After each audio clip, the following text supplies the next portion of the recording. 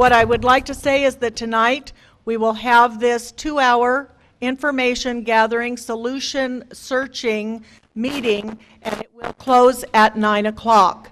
So I would like everyone to be cognizant of the time so we can hear from everyone.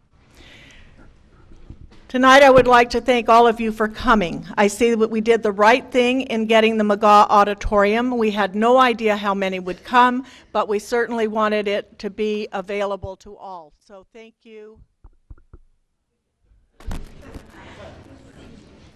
Thank you for coming. All right, that I would like to also thank Principal Jerry Gargis, the principal here at McGaw, for giving us this auditorium tonight and allowing us to use the facilities.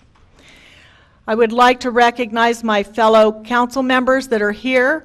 There is Councilman Gary Miller and Gordon Shanks, David Sloan, and Mike Levitt is on vacation and has asked Planning Commission Chair Sandra Massa-Lavitt to take his place. I would also like to recognize that Councilman Chris Beard from Garden Grove is here. Thank you, sir, for coming. We appreciate that. And also Colin Edwards of Assemblyman Allen's office. I would like to thank all of our neighboring cities and wildlife experts for participating tonight. It's a huge thing for all of these people to come in their normal time off and to come tonight to talk to us about this issue. The purpose of this meeting is not for testimonials. We've heard a lot about that. This whole idea germinated out of a coffee chat of bringing together the region to find out what the region was doing, because we're not quite sure why we're having so many coyotes and so many that are habituated. And so we thought listening to the other cities and the other agencies would be very helpful. So tonight we're looking for solutions. It's a solution meeting, and then out of this, the City Council has put together a resident council, PD, animal expert committee, and what we want to do is take the information that's gathered tonight and put it together into a plan that suits Seal Beach, because we're going to hear a gamut of ideas tonight, and we want to be sure that the ones we select are the ones that fit our community, because we are a different community from all the others. We have the Davy Base, we have the wetlands, we have the beach, we have Gum Grove Park, we have Leisure World, and we have College Park East and West, and those are an entire gamut of ecosystems. So we want to hear what everyone has to say tonight in the way of getting to some solutions. This is a very sensitive issue, and there are all ranges of ideas out there. I would ask that you be very respectful of each person's ideas. Remember, everyone is entitled to their opinion, and if they don't say it, it won't be anything we can consider and either accept or rule out. We need everyone's ideas, and everyone's ideas need to be respected. In the end, we hope that what we can come up with is a management plan for our town. And we need to help to be sure that this plan is properly crafted. So that's part of what we're doing tonight. Coyotes have long been a part of our ecosystem. You know they're native to California. However, normally coyotes stay in their own habitat and away from humans. And when they see humans, they run. They're afraid of them. That's no longer the case here in Seal Beach. Here in Seal Beach, they are actually approaching individuals, snatching dogs, and taking pets. That we can't have. So we're here tonight to find some solutions. We have used every tool that we have traditionally used in our arsenal. As I am proud to say that in 1965, when I first moved to Seal Beach, we had an outdoor cat. The outdoor cat lived to be about 24 years old. There weren't any coyotes that we ever saw. Today, I wouldn't have a cat outside. So there has definitely been a change in the way the coyotes are behaving. The coyotes are bolder, and we've heard many examples that have been shared by community members. Today, I want to introduce you to our panel so that you can feel confident that everything has been covered. First, we have the City of Garden Grove, Deputy City Manager Maria Stipe.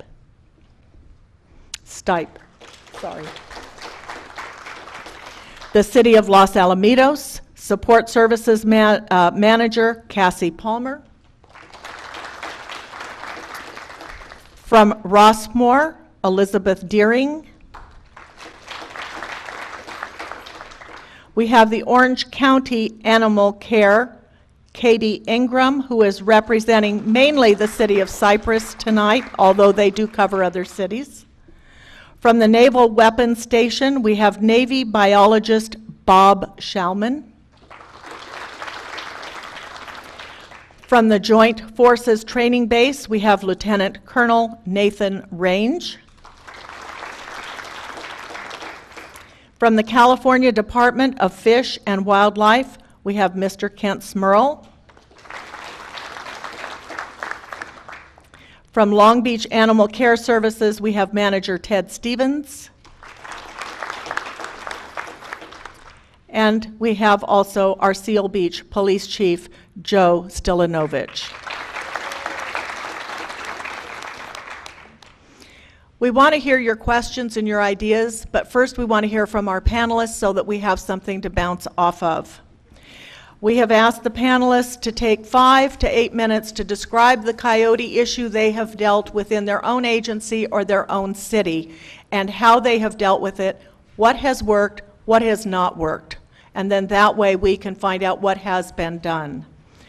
I would like to begin with the Deputy City Manager from Garden Grove, Cassie Palmer. Maria Stipe. Okay, they're right.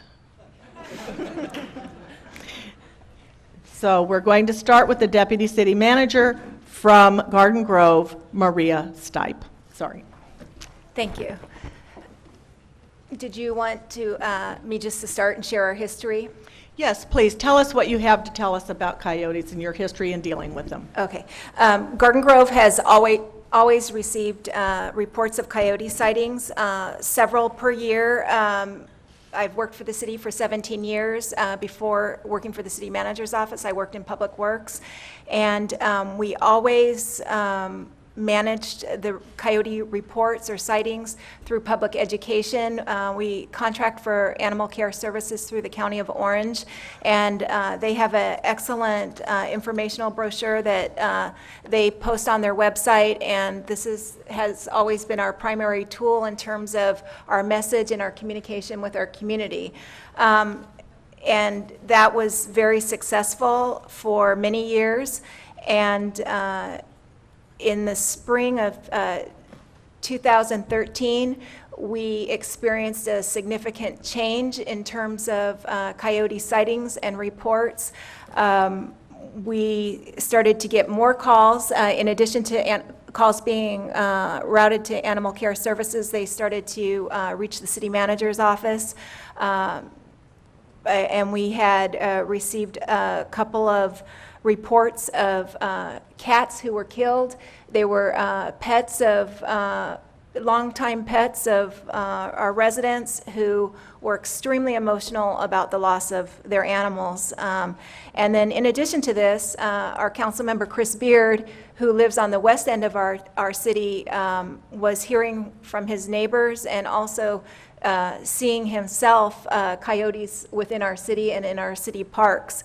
So he had asked us to try to be proactive in terms of getting the education message out, which was, again, very consistent with what we'd always provided in the past to our residents, and that focused on hazing techniques and protecting your animals and your property from coyotes through fencing unenclosed areas, feeding pets indoors, not leaving small pets outside unattended, essentially keeping your trash containers sealed, all of those kinds of things. So what we did is, at Councilman Beard's direction, we worked with our city council and actually many people up here on this panel to put together a forum in Garden Grove that was very education-based and try to get the message out, let our residents know that there are coyotes in our community and we need to be proactive in terms of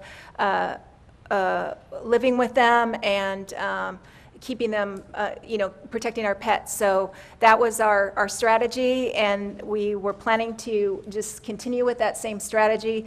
Our forum was very well attended and very well received. However, during the forum, we started to get a little bit more feedback and, again, a little bit more concern about coyotes becoming more aggressive and more visible in our community. So we began publishing articles in our water bill on our website and being a little bit more proactive with regard to education. We incorporated into our neighborhood watch meetings and incorporated a program called Wildlife Watch. So that was going along, and then by, I would say late summer, early fall, we experienced a significant surge in coyote reports, and it became an issue that was kind of, I don't know if viral would be the word, but definitely of high interest on Facebook, and our West Garden Grove residents logged a total of 17 animals who had been killed and 3 dogs injured in the 92845 zip code, which is the western area of our city. So and then concurrent with that, our residents began attending our city council meetings and were requesting us to take more active measures to address the problem. So, we presented various options to our city council, and ultimately our city council approved a coyote management plan that included trapping and abatement combined with a very aggressive and active public education campaign.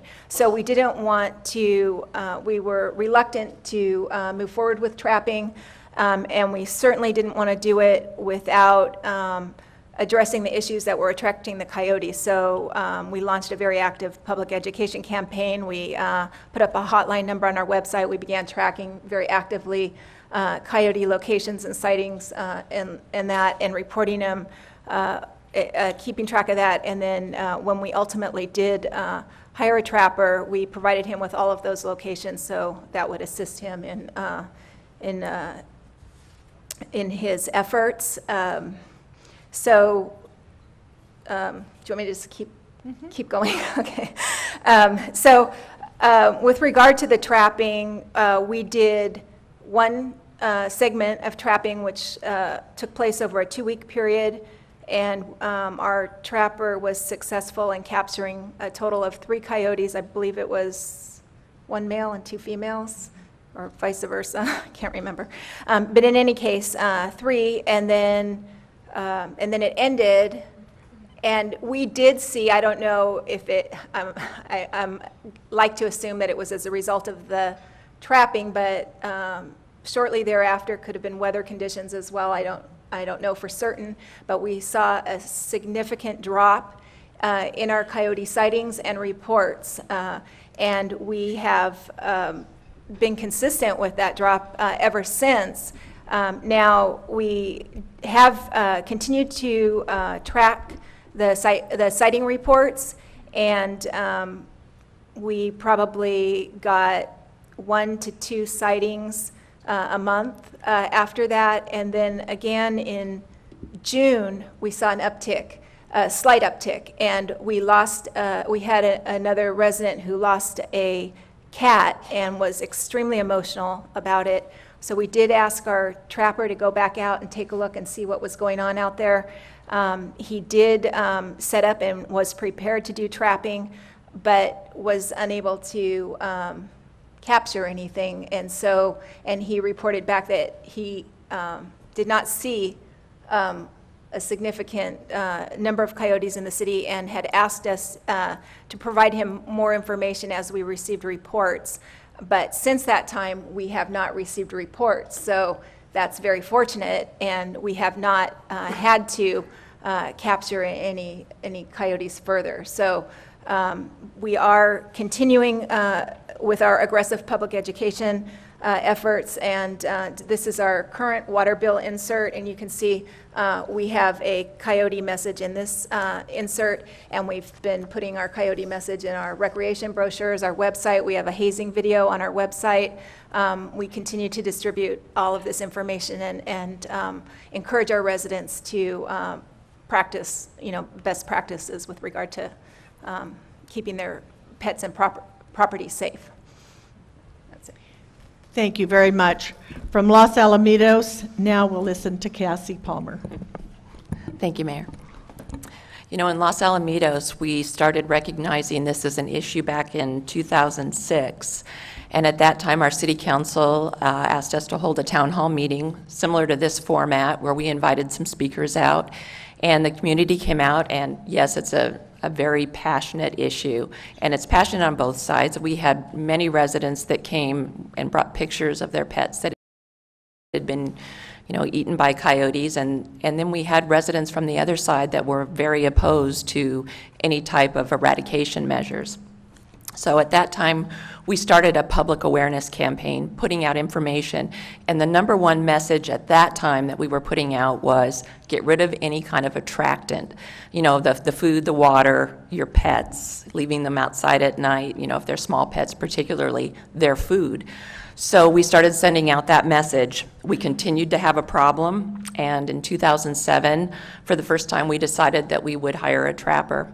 Same trapper that Garden Grove just used. He's been doing this for a while now.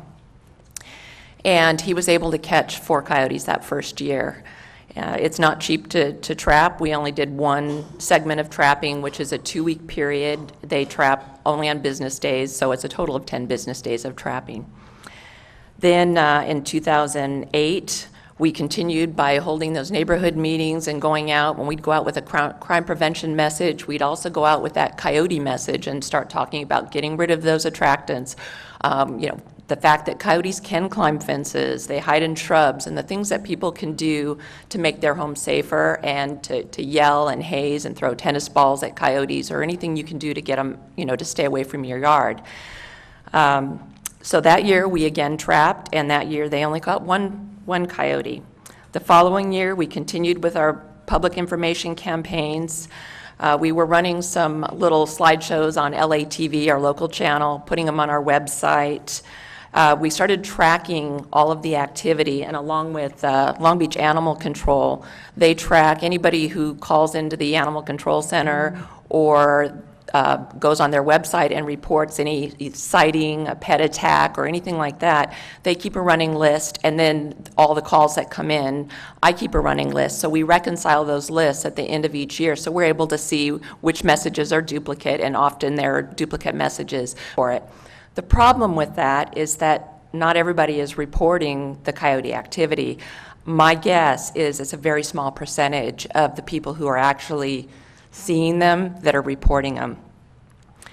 We did not trap in 2009. We didn't have a lot of activity to go on. In 2010, the reports increased, and that year we were up to 33 reported sightings, and of those 33, 5 of those were pets that were attacked. So we, again, called out the trapper, and we caught 3 coyotes that year. That year we tried a new program, again working with Long Beach Animal Care Center, and we designated the neighborhoods that were having the biggest problem as wildlife watch areas. And we went through those neighborhoods with the help of Animal Control and the police department. We went through and we just passed out flyers telling people this is what you can anticipate of the activity that's normal for a coyote. When it gets to this level, you need to call us right away.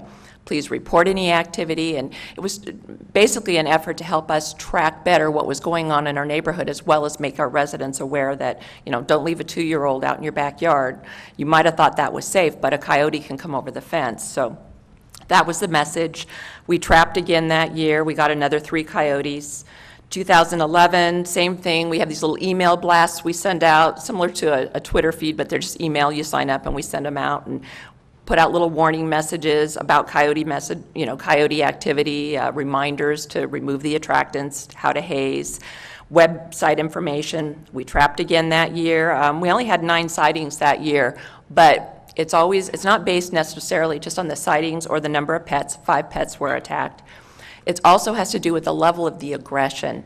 Now, if people see a coyote and it runs away, we're not as worried about that as when somebody sees a coyote, tries to chase it, and it kind of stands its ground and growls.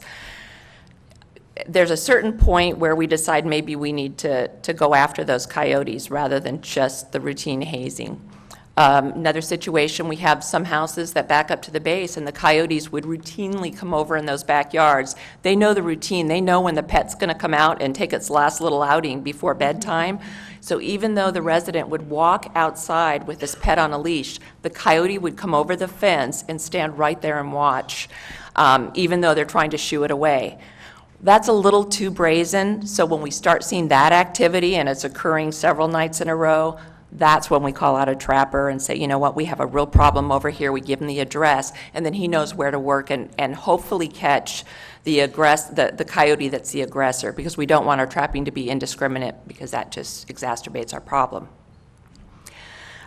2012, we did not trap. We had 11 sightings for pets, but we did put out warning banners just to remind people when the activity changed.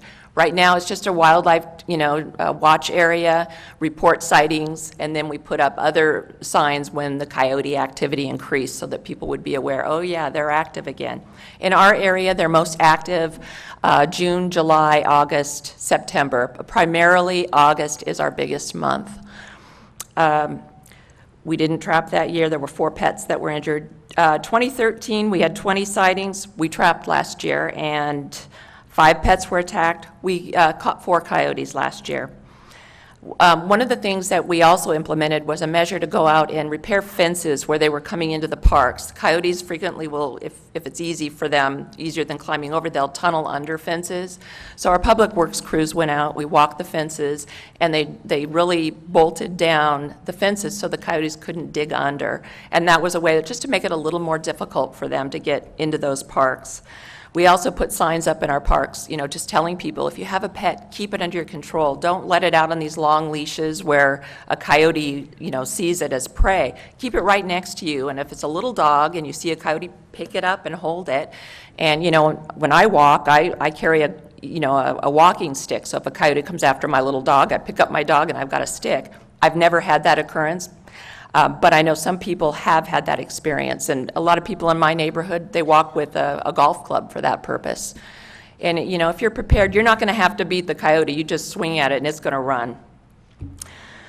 This year, we have not yet implemented trapping. However, we have had 38 reported sightings, which is the highest since we started tracking this activity.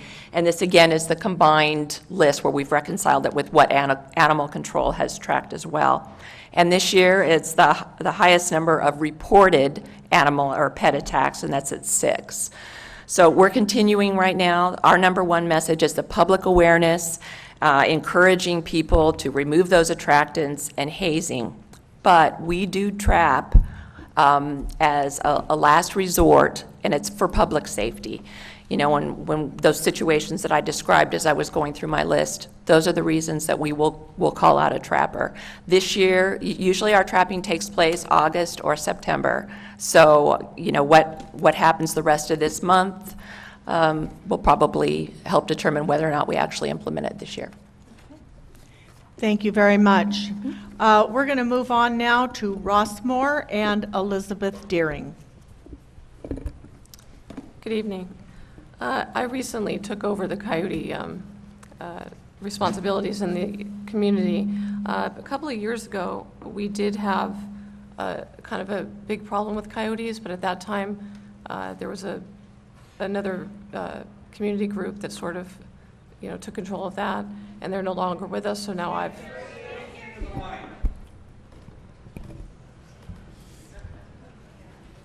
Okay, a couple of years ago, there was a problem with coyotes in our I community. think it's all right now. Can you hear? But at that time, there was a group called the Rossmore Predator Management Team, and they were combined with our efforts in the Homeowners Association. They are no longer with us, so we have kind of taken over in collaboration with the Homeowners Association. We have done things like, closed the gates for the flood control channels, trimmed the shrubbery, had Caltrans trim the shrubbery in the flood control channels to mitigate, areas that they would like to breed. And that seemed to work for a while. But a couple of years ago, it was a huge problem. I believe they did some trapping with some success. Now we're seeing more activity, mostly in the month of June. We saw an increase. We're starting to see it decline. We had about 25 sightings that are reported. And we work together with the Homeowners Association and keep a running spreadsheet. We asked residents to report the sightings on our website or to call them in or email them in. However we get the reports, we put it in our own spreadsheet so that we have the data, and then we compile a report to the Board of Directors each month. So far, like I said, we've seen a decline. We have had some pet deaths reported, mostly cats, and we've had a few encounters with humans where the coyote stood its ground and would not respond to any hazing techniques. Our board's been extremely proactive in responding to the coyote issue.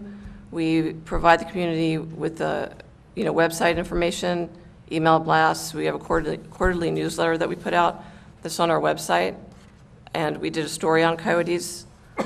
We have social media that we use quite often, Facebook and Twitter, and the Department of Fish and Wildlife came to one of our board meetings and did a really comprehensive presentation. We've met with the JFTB and discussed coyote concerns with the base as well. As I said, various hazing techniques have been used with some success, but not always. And the residents, I think, attending our board meetings, they wanted some practical measures, to be able to take to know what to do when they see a coyote. And so that's how we responded. We tried to be proactive in that way, and I think we did a pretty good job. I think education and communication are key, and building effective partnerships with surrounding communities that are dealing with the same issues. That's very helpful, and it also gives the board clear data so that they can make a decision. That's all. All right, thank you so much. All right, then Orange County Animal Care, Katie Ingram, representing tonight the city of Cypress, although she has experience with other cities as well. Okay, can everybody hear me back there? Is it loud enough? Okay. So my name is Katie, and I'm the Community Outreach Team Supervisor with OC Animal Care. And yes, I'm here speaking about our involvement in Cypress and some statistics related to Cypress, but we also do serve Garden Grove. Some of the other local cities would be Huntington Beach, Fountain Valley, and several other cities in Orange County. I did leave my business card out on the table out front. Any of you are welcome to grab that. You're more than welcome to call me directly, to email me if you have questions after tonight at any point. So I definitely want to be available to you if you need anything from our agency.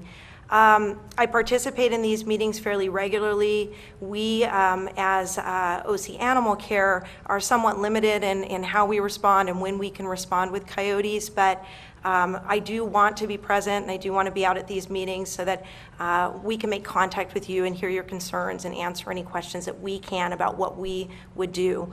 So I want to talk a little bit first about when OC Animal Care does respond when we receive a call about a concern of a coyote. The first thing I want to do, if you're in one of the cities we serve, is give you our direct line.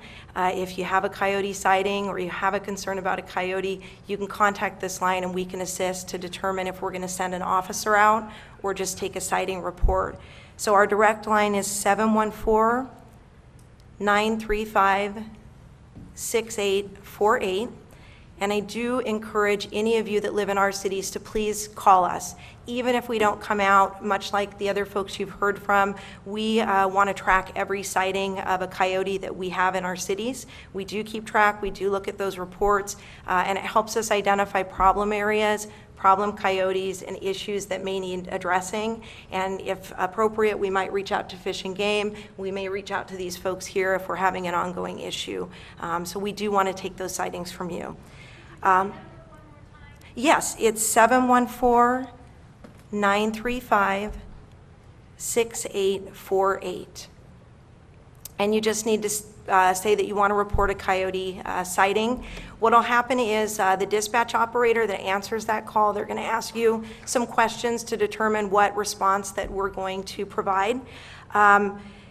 There are some instances where an officer will not respond. So just so you know, we'll take that as a sighting. We want those sightings, but they may not respond if there's just a sighting of a healthy coyote running down a street, a coyote standing in a park, but not interacting with people or animals, running or walking away when approached by humans, fairly normal behavior, so we wouldn't generally respond then.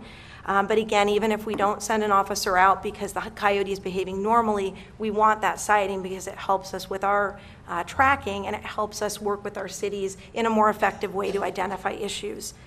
When an officer will respond. So there are times they will come out. One would be if it's a dead coyote and we need to pick it up. Another would be if a coyote is injured that you've observed, an officer may chemically capture them to be able to safely handle them, but we will come out for that.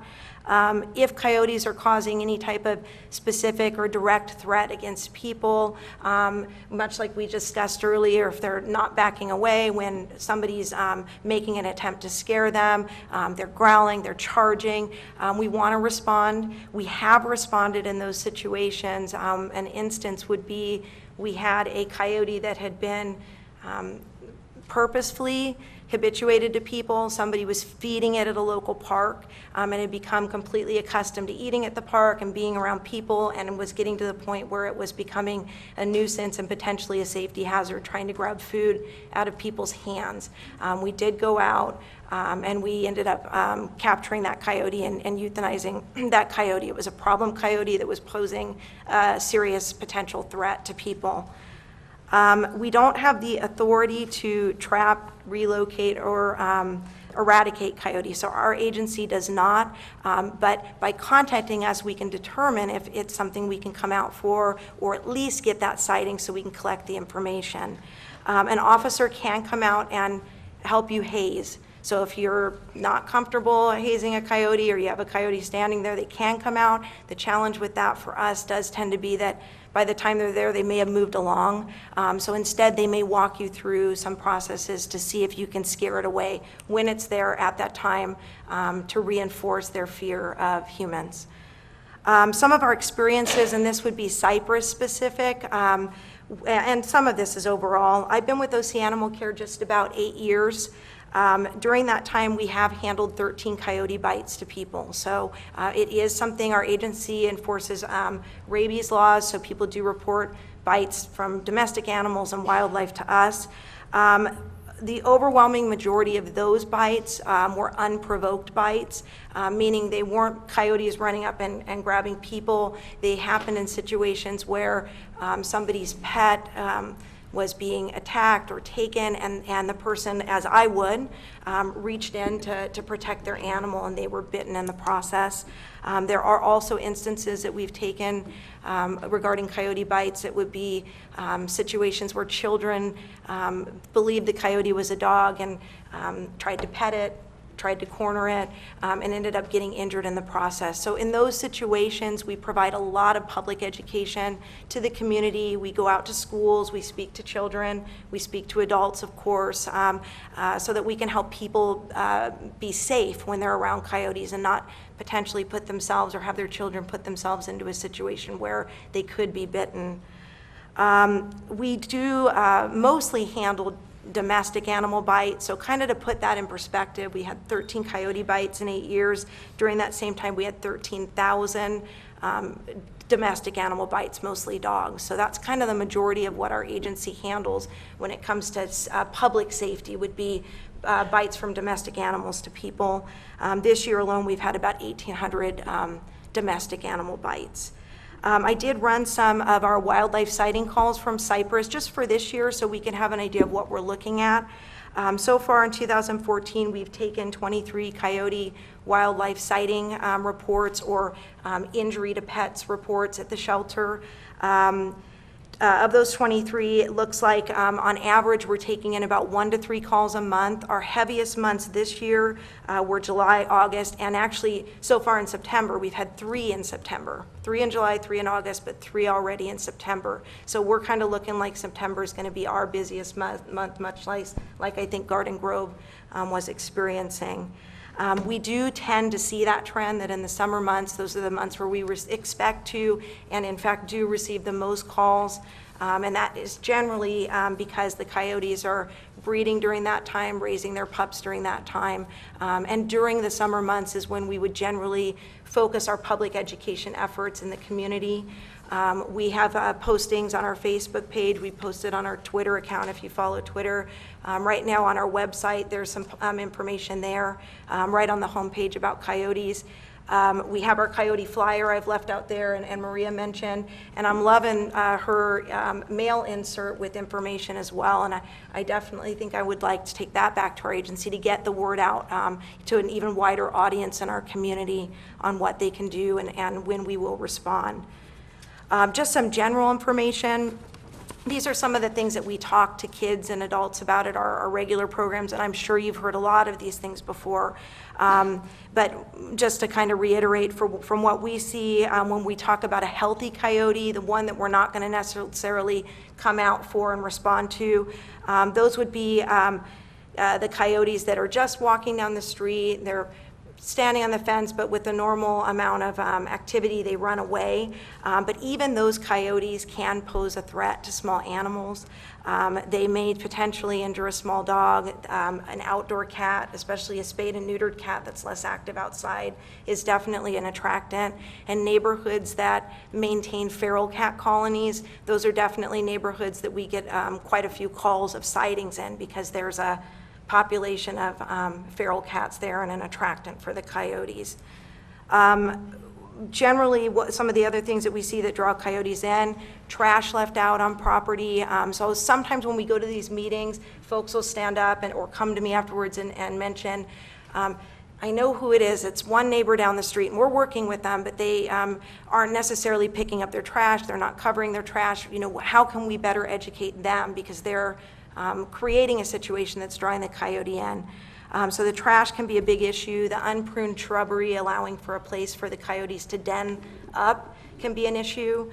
We've sent our volunteers out in the past to help people trim back shrubbery, to help neighborhoods kind of clean up the area, to not have so many desirable places for the coyotes to den in.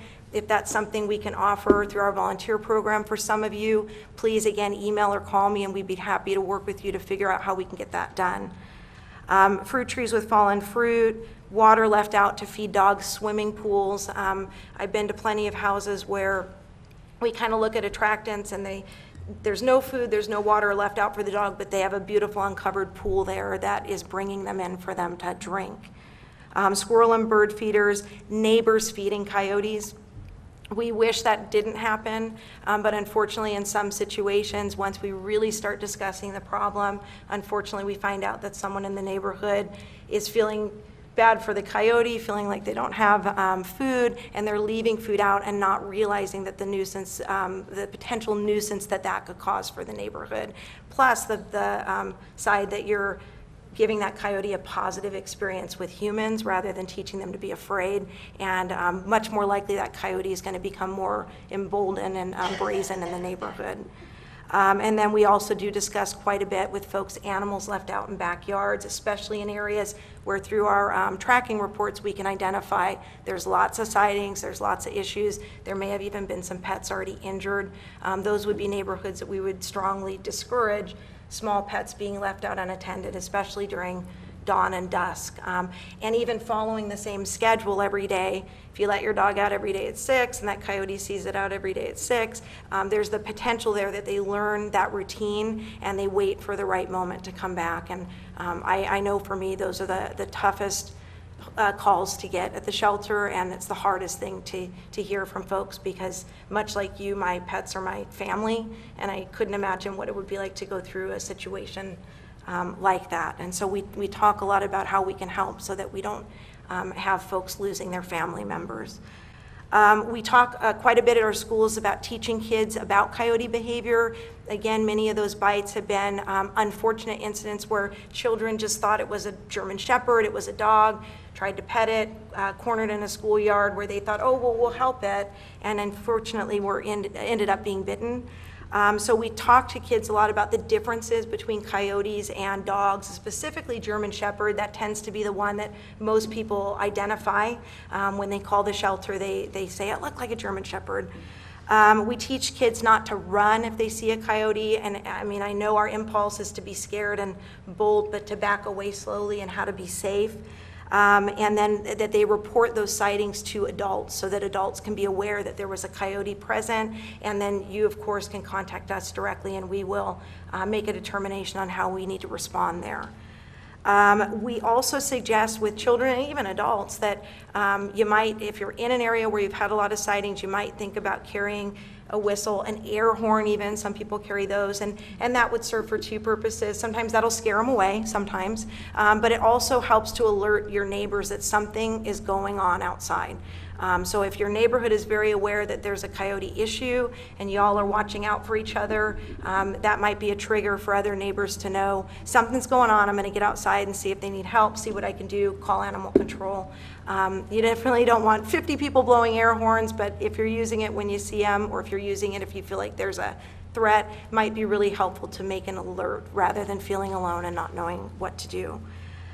Please take a look at that coyote flyer that we put out there, and please, again, contact me. I'll stay a little bit after the meeting if you have questions and want to talk in person. Feel free to call me, feel free to email me. We want to be here to support you and provide whatever resources we can for you to assist. And thank you for having us tonight. Appreciate that. Thank you. And next we have Bob Schauman, the Navy biologist. Thank you, Mayor Deaton. Again, my name is Bob Schauman. I'm the biologist at Naval Weapons Station Seal Beach. I'm sure many of you are familiar with the station, but for those of you who aren't, it's a 5,000-acre active military installation. 1,000 acres of that has been designated as the Seal Beach National Wildlife Refuge. And one of the things that our perspective on coyotes is a little different than what we've heard so far, in that they're an important part of our ecosystem on the base. And what I mean by that is that we have endangered species that are, endangered bird species that are there. And in the late 80s, early 90s, the station was overrun with non-native red fox. And those red fox were decimating the endangered bird population. So the Navy removed those fox, and part of the outfall of that was that a record of decision was made through an environmental impact statement for protection of endangered species that said that the Navy would endeavor to establish a coyote population on the base. We never had to do that. The coyotes did that themselves. The coyotes established themselves and have been on the base for several decades now in a relatively stable population. The population has ebbed and flowed a little bit through the years, but our most recent data, our latest comprehensive survey shows that we have about a dozen coyotes on the station. I will tell you that we have had a couple of pups this year, so it's probably a little bit north of that dozen now. But there's a lot of food sources for them on the base, and they seem to be doing pretty well. A couple of the challenges that we have on the base with coyotes is twofold. One is a couple years ago we started noting some behavior where they were starting to get a little too aggressive in some of our military housing, RV park, and administrative areas. So what we did is we implemented a hazing program, as you've heard, and I'm sure a lot of you are aware of these hazing programs, so that the base would, any base personnel that come across these coyotes are encouraged to haze these coyotes. And basically anything that was in a non-operational area, basically like those areas I talked about, the RV park, the housing, and so on, they were hazed out of that area and basically encouraged to go back into those operational areas where there's plenty of food and plenty of open space for them to act naturally as coyotes. So we continue to do that. The other challenge is that we do occasionally have our security patrols as they go around the edges of the base will occasionally notice digs under the fence. It's not always clear if the coyotes are coming in or if they're going out. I would suspect it's a little bit of both. As soon as that's noted, though, by security, our public works department immediately goes out there because, as you can imagine, on an active military installation, that's a breach of security. We want to get that resolved right away. But my personal opinion as a biologist and looking at these animals is that the majority of them are doing quite well on the base and have plenty of food. Our diet analysis for these animals is that mostly what they're eating is gophers and ground squirrels on the base, and again they're doing pretty well. What we promote is a two-pronged approach on the base, and that is that we're training two different sets. We're training people and we're training the coyotes. Training the people is oftentimes just as difficult, and that is we're training them to make sure they're keeping their trash put away, making sure that they're not leaving pet food out, water out, whether they're intentionally or unintentionally feeding these animals is something that we try to avoid. And then also trying to train the coyotes through the hazing program. One of the things, as the only biologist on the station, every time somebody sees me and they've seen a coyote, they come up to me and say, "Bob, I saw a coyote." And I say, "Well, what did you do?" "Oh, no, nothing. I honked at it," or something like that. And then I say, "Well, you've missed an opportunity. That was an opportunity to train that coyote." And so it's a constant dialogue that we have with our personnel to make sure that they're doing everything they can to make sure that they maintain that normal fear of humans. And I think that it seems to be effective, but it's going to be something that we're going to have to continue to do for the long term. Thank you very much. Thank you. And from the Joint Forces Training Base, we have Lieutenant Colonel Nathan Range. Well, good evening, Mayor Deaton, Ms. Ingram, other panelists. It's a great opportunity for me. It's a great privilege to be here. I think a regional approach to a problem like this is the best way to do things. So I'm really glad that we're having this discussion this evening. Like the Naval Weapons Station, the Joint Forces Training Base is a little bit different than the other concerns expressed by the panelists thus far. And we do have our differences with the Naval Weapons Station in our approach to coyotes as a problem. Just a couple of facts that need to be said that bear on this issue. It's 1,400-acre installation. It's licensed by, it's federal property licensed to the California Military Department, so it's managed by the California National Guard.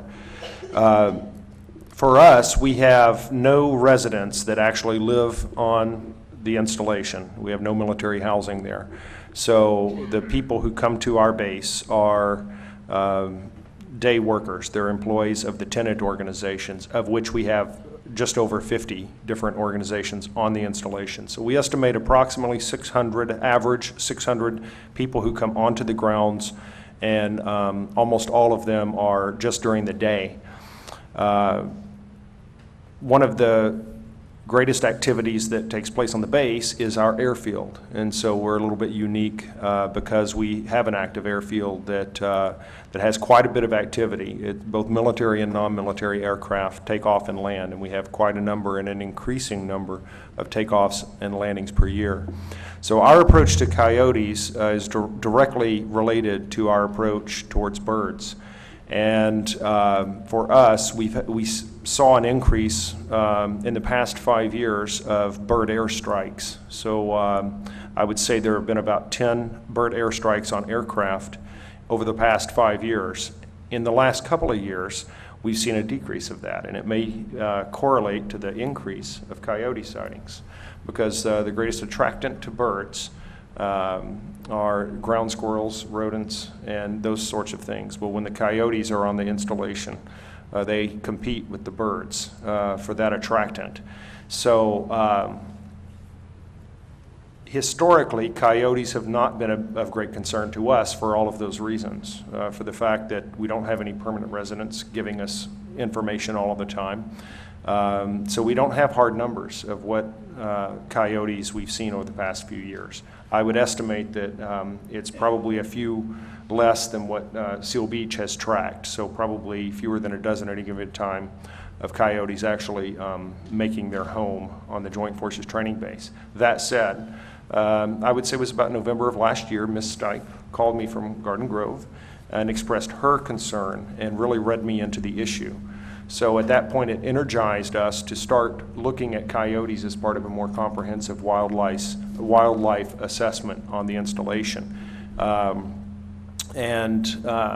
What we have determined is that in previous years, we may have communicated a message that we would not allow trapping activity to take place on the base. And I just want to make sure that this evening everyone understands that that is not the case. We will allow any of our neighbors, neighboring cities, to come onto the installation if they want to pursue trapping activity so that they can make their own citizens safer.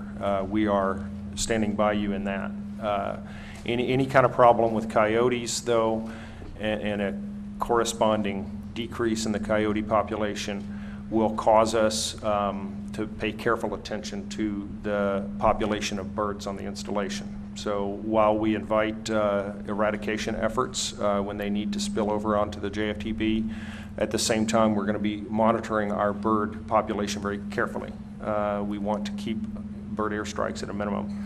So in the next fiscal year, we're getting funded our bird airstrike hazards plan, and we're going to implement that. As part of it, we'll keep a close eye on our coyotes.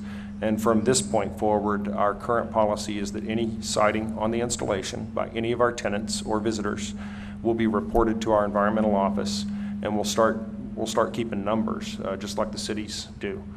And we'll share that information with our neighbors as well. In addition to that, because of what Ms. Stipe kind of interrupt you prompted for us to just do. 1 minute? I'm Yeah. sorry. I'm getting an echo in the mic, and I'm concerned about the audience and about the recording.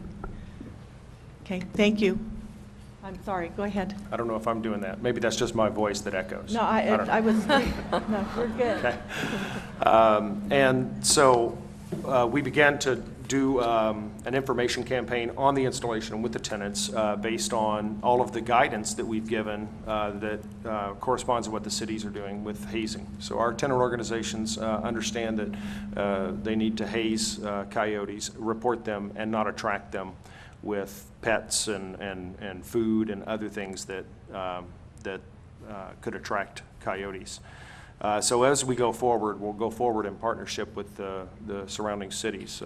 We had an excellent meeting with all of the leaders of the 5 surrounding cities to the Joint Forces Training Base in July, and coyotes was at the top of the list. And in the wake of that, we made sure that our base coyote management plan reflects the concerns of the neighboring cities. So thank you. Thank you very much for that. It really is good to know that we have partners in this. And now, finally, the last person we're going to hear from this evening, although our Animal Care Services Manager, Ted Stevens, and our Chief Joe will be available for questions. They won't be presenting. So the last one we will hear as a presenter tonight is the California Department of Fish and Wildlife, Kent Smurl, and then we will get to your questions. Thank you, Mayor Deaton. Can everybody hear me okay? What I did is Patrick Gallegos gave me some questions. So the way I'm going to address my talk tonight is questions, and then I'm going to answer these questions. I think it'll be a bit more clear. The first question I'm going to address is share the history of coyotes in your area of jurisdiction. Well, I work for the California Department of Fish and Wildlife, formerly Department of Fish and Game. I started back in 1978 as a young biologist, and I was involved in some coyote work back in those years. In 1989, I did go to work for Orange County Animal Control, was an officer for a year there. In 1990, I worked as an officer in LA County, promoted to supervisor, and supervised LA County for a number of years. During that time, what I saw in terms of coyotes was, of course, an increase in population. Now, back in the 70s and the 80s, most of the contacts with the public with coyotes that were reported to us was along the corridor of the Angeles National Forest and some of the areas in the Cleveland. And a lot of that has been, if you go into, there's some reports written by Rex Baker and a guy by the name of Timms. They outline the attacks or the sightings that happened over the year, and they've done a good job of that. The Department of Fish and Wildlife does not keep track of those particular sightings. We do not have a non-game mammal biologist that works specifically on coyotes. But over those years, what I saw is that the increase in construction phases, Caltrans projects, and the changes in the drought weather conditions, whether it's fires, all of those played an important part in the change of increases and decreases in coyote populations over the years. So as I responded as a young officer and as a supervisor, those calls going to people's houses where they did lose pets, or it became what we called an imminent threat, we got involved. Now, back in those days, I'm talking in the 80s now and early 90s, the United States Department of Agriculture worked with us to help us remove a coyote which we deemed an imminent threat, or what we called an attack. Okay, and an attack, as defined today with us, is not an attack on a pet. It's an attack on a human. So the reason I'm telling you this is because as a supervisor, I saw the problems evolve early on, and I was looking for ways that, for a solution in the future. And some of the things that evolved with LA County Agricultural Commission, they came in, they helped us a lot.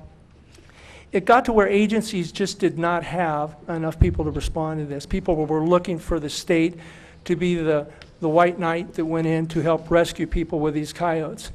And realizing that this was something that was not going to happen in the future, I started looking for ways to look out for the future, if you will. In the 90s, there were laws that were becoming enforced where pest control agencies were coming into licensure with the department, which created opportunities for these agencies to go out and work directly with the public, most with agencies. So there was an accountability shift on who was to be responsible for this, even though the direct responsibility came from the state legislature under 1801 of the Fish and Game Code.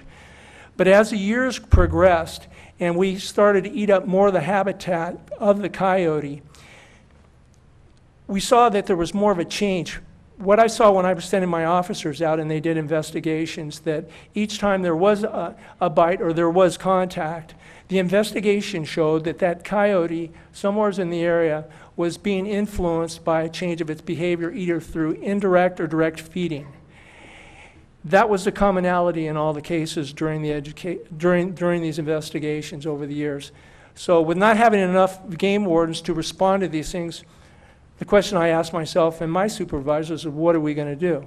It's going to continue to progress to a point where we're going to get more and more public safety issues. And that was a concern of mine that I carried with me from 1978 till when I became deputized in 90, clear up to this present day. Around the year 2000, we had a change in our department, and my chief asked me to start a volunteer program. And at that time, I was an officer that really wasn't into becoming a volunteer. I didn't start overseeing a volunteer program, but I really didn't understand why he'd asked me to do that, but that was my direction. But I realized later that this was an opportunity to go in terms of the education that Southern California and the state would need in the future. And here we are today looking at these fine panelists that you have up here, and to see this audience out in here responding to something is something that is awesome. In 2004, a concept that I had out of a neighborhood watch program that I had within, I reside in Garden Grove, has started a neighborhood watch program and was looking at the programs and looking at various programs. I said, why not start a wildlife watch program? So the concept of wildlife watch evolved from that. There's 3 gentlemen over here with the white shirts on. The concept of the concept of wildlife watch is it's a process of maturation between agencies, okay, and the community, if you will, if they'll come together and communicate to hold each other accountable. You're holding us accountable here tonight by your questions and concerns that are raised in possible public safety issues, and rightfully so. You're frustrated. There's emotion out there. The concept of Wildlife Watch is bringing the people and the agencies together to work together in this type of forum, so it's great to see this. It helps to separate emotion from fact. People learn how to document and provide facts to the agencies that can take or respond to a particular issue.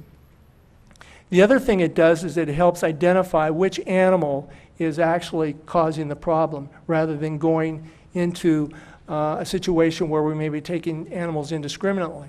Back in the late 80s, in the 90s, we used to go out when we declared an area that had public safety animals in it. We would go in and either remove those animals in the night, and most people didn't know about it, or we would have a trapper come in and do that. You can no longer do that today, okay? We were mandated by the legislature to be able to do that, and we did it legally. But today there's too many people that are involved, okay? And what I'm trying to tell you is that it's better that we are, the pressure is put upon government agencies to do their jobs and be held accountable by the citizens. That's the way our government's set up, okay? So as Wildlife Watch evolved from an educational standpoint, and over the years I began to see that you could only go so far with education, all right? You can teach people to remove their pet food. You can teach them to clean up their shrubbery, their fruit, their trash. But there comes a point when the animals become imprinted. And that's what we're here tonight, because what I'm hearing tonight is what's not new to California or the United States in general, is a changing of the way an apex predator, in this sense, probably one of the most adaptable and opportunistic predators in North America, the coyote, Canis latrans. It's incredible, folks, what they can do, and you've witnessed it, and I'm so sorry what's happened to you for those of you who have lost pets. If you don't think that I care about that, it's not true. In fact, we have a saying in our program, people don't care how much you know until they know how much you care. And as officers, sometimes people think, well, they're police officers, they really don't care. They're just going to do their job. Well, I'm here to tell you tonight that's not the case. We're here because we do care, and you've got a city that has brought this forum together to listen to everything, to hear everybody. The context, what Mayor Eaton said, those of you made contacts, they want to hear from everybody, so it is important. So what I'm trying to tell you here tonight is that we're here to support the involvement of a Wildlife Watch program that has started in many cities. I probably spoke close to 20 to 30 cities in Los Angeles and County and in Orange counties, getting the awareness out there, but you can only go so far. Now, trapping or the removal of coyotes that are deemed a public safety animal is stipulated within the Fish and Game Code. So agencies do have the authority to be able to take action, all right? But they have to fall under the mandates of the Fish and Game Code, all right, which requires their trappers to be licensed, okay? And they have to follow regulations, so it's done humanely. So our role in the Department of Fish and Game is we provide what we call conservation coaches, which are these gentlemen here that have been through academies, they're volunteers, many of them have trained, they're the ground troops. They'll go out, you may talk to them in the field, they go out and they'll take a report on what's being done and come back and report to me. I'll report to the lieutenant for the area, and we decide how we're going to monitor this or support the particular city or county agency that is involved. But as it evolves, it's going to get to a point where somebody's going to need to take action, all right? And that action can be taken either by the removal of the coyote that is deemed a public safety animal in terms of, for example, in the case if it's with our within our agency, if an animal makes, meaning a coyote, makes contact with a human being, or there's imminent threat. In the response where I heard that one of the coyotes had actually gone into somebody's home, okay, where an investigation is done and the totality of the circumstances point that that animal is likely to hurt a human, then we come in and then we have to remove the animal. More important, the importance of wildlife watch programs, in that you guys can help us by seeing which animal it may be, because you may know it by color, you may know it by behavior, or where it's going to show up within a certain area. So collectively, working with the public, helping your agencies out, synergistically will make the difference. And I've seen the changes as I've gone to speak with the city of Garden Grove, Huntington Beach, Fountain Valley, Huntington Beach, all these cities, and have watched the fluctuation of how this has happened. We're dealing with an animal that is, you know, I got to give the coyote credit, okay? The wolf was bumped off in the 1800s. We lost our last wolf in California in the early 1900s, okay? The coyote replaced that. And the coyote, with all the things that we've thrown at it and the things that we've tried to do to it over the years, the animal continues to survive. I get questions like, well, what happens if you remove certain population or a certain amount of these coyotes? We've heard that it's going to increase the, in fact, Ted gave a great presentation last time here, that the research shows that it's going to increase the females' capacity to reproduce more. Well, the studies do show that females will increase at an earlier age, meaning that's Mother Nature's way of increasing and protecting that apex predator. But that's more important and usually evolves in an area that's not in an imbalanced environment, because we're in such a fluctuation on the urban edge here where we live that it's not a natural ecosystem. It's a new ecosystem that biologists and scientists are trying to study, because the apex predator is really man, if you think about it, okay? And then you have the situation where the coyote is doing some great work, you know, by removing foxes within the ecological reserves. So there is a good side of the coyote, but there is a side to where it steps over its bounds and it threatens people. And it's that point where agencies next need to step in, because public safety is paramount. And that's why we're here today. So thank you for having us. If you have any questions, I'll be available afterward. Thanks, Mayor Eaton. Thank you very much.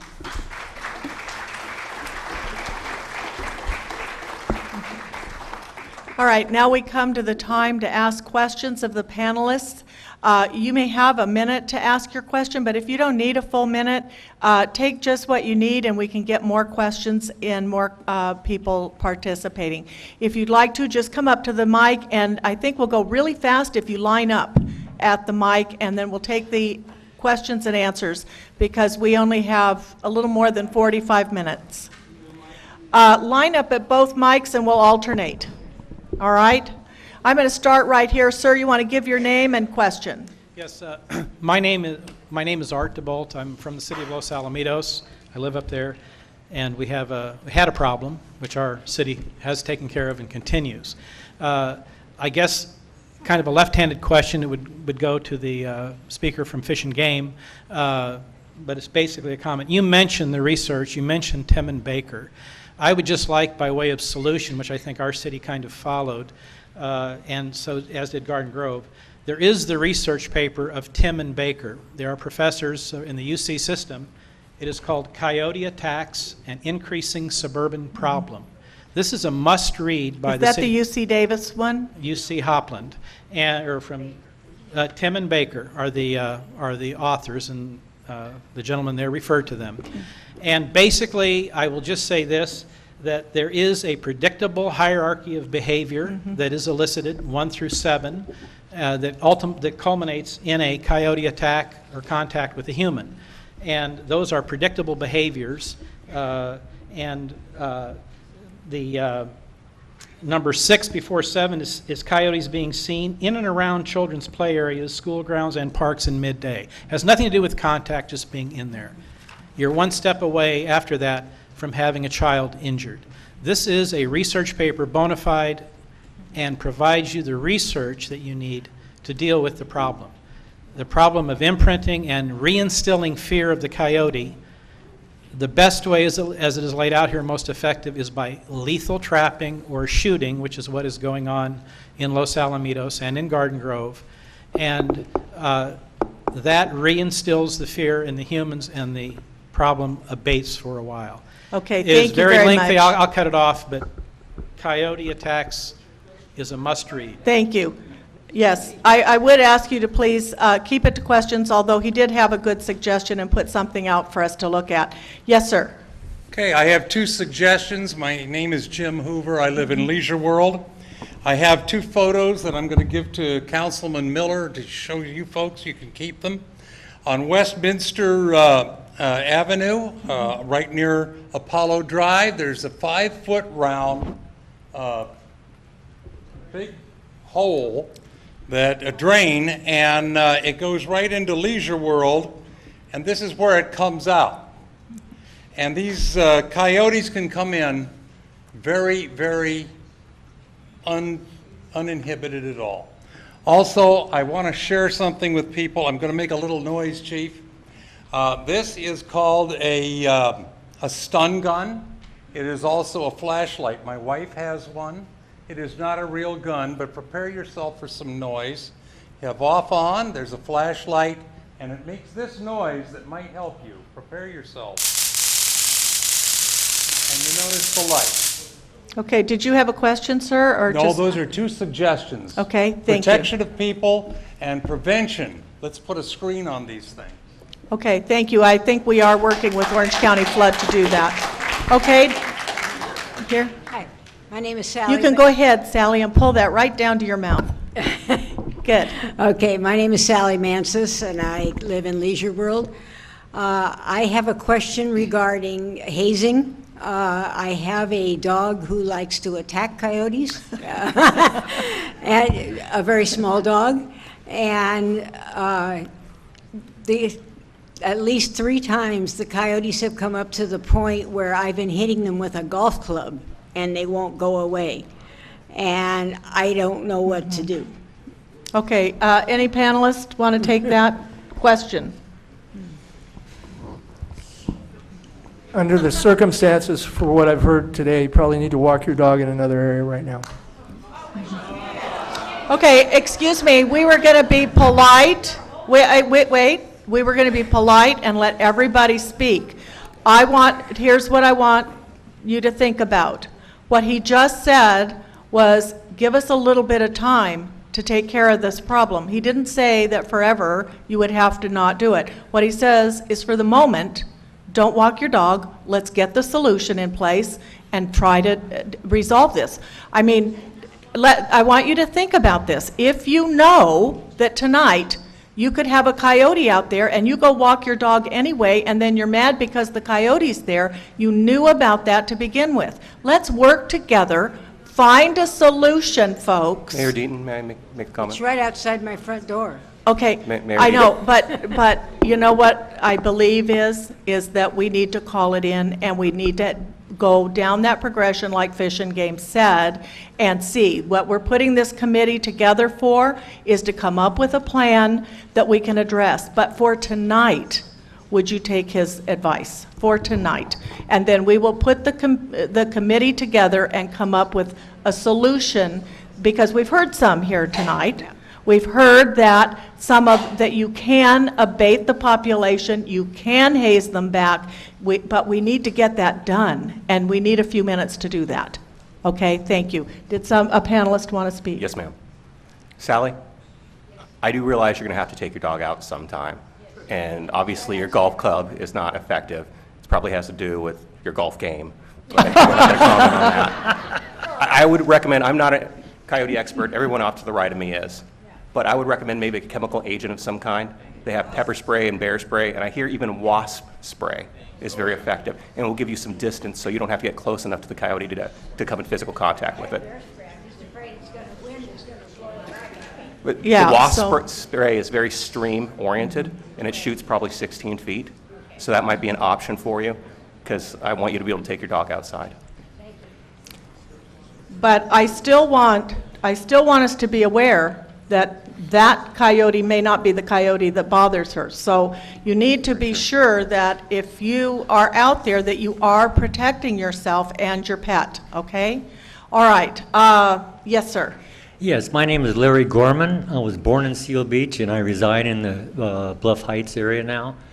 And I'm a little premature coming here, but I have a suggestion.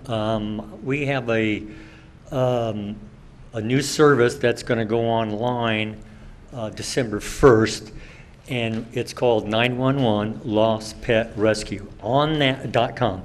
On our website, we are putting up, because we're connected with anybody who is familiar with nextdoor.com blogs. It's a good local blog for the communities. They're all over. They cover the entire nation. But for our community, we have people putting on coyote sightings. But what we're going to do on our website, which when it comes up towards the end of this month for pre-registration for volunteers, it's a community pet rescue service. Instant service within an hour, but it's a way we're going to have a live chat room and map, and that you as neighbors, if you get a reporting or you see or you take a photograph, you can actually go to our site when it's online, upload the photos, upload any of the information, and we will map it. We will pin it. So in an accumulation of time, we're going to have some patterns of where a lot of the coyotes are going, and perhaps we can work together with some of the panels up here and their logistics, because about 10 years ago, I was with some folks that used Sir, GPS. do you have a question, or Well, I just wanted to say, put that out there, that if would that be an assistance to their program, with our site, with people coming to that site, so we can pin different sightings, and over a period of time, you would have actually mapped. That's a You could- that's a great People service. can go there Thank and you. actually Yes. see where the heaviest locations of them, where it might assist them in their system. Okay, thank you very much. Good evening, Mayor, panel members. Alan Mansour, representing the 74th State Assembly District. I want to thank you very much for putting on this informational hearing. Thank you to all of you for taking time out of your schedules to be here. I want to let you know, I'm getting a lot of calls in my office from a lot of people in the community, not just here, Seal Beach area, but also Costa Mesa, Huntington Beach. It's truly a countywide regional problem. And I know there's elderly people and people with kids, people with small dogs, and I appreciate the suggestions about the hazing or bring your food in and so forth. But, so the question is, I know that's only part of the solution, but I don't think we can expect elderly people or people with small kids to really participate in that unless I'm misunderstanding it. But, so my question is, seeing as how it's more of a regional problem, has there been any regional efforts? If there are, that's great. If not, I want to be a part of it. I want to be a part of the solution. But my question also, not only a regional effort by 2 or 3 cities working together, but I've heard, if I heard the panel correctly, that only a certain amount of trapping takes place, and only in certain situations. What about a more consistent effort to keep the numbers a little bit lower? And I know there's talk that they may bounce back and so forth. That may mean we just have to trap a little bit more at that time. But what about, my question specifically is, what about a consistent trapping effort to bring the numbers down a little bit so people don't have to live So in to fear? whom are you, Thank you. who are you addressing your question to? The gentleman from Fish and Game, please. Thank you, thank you. Very good question.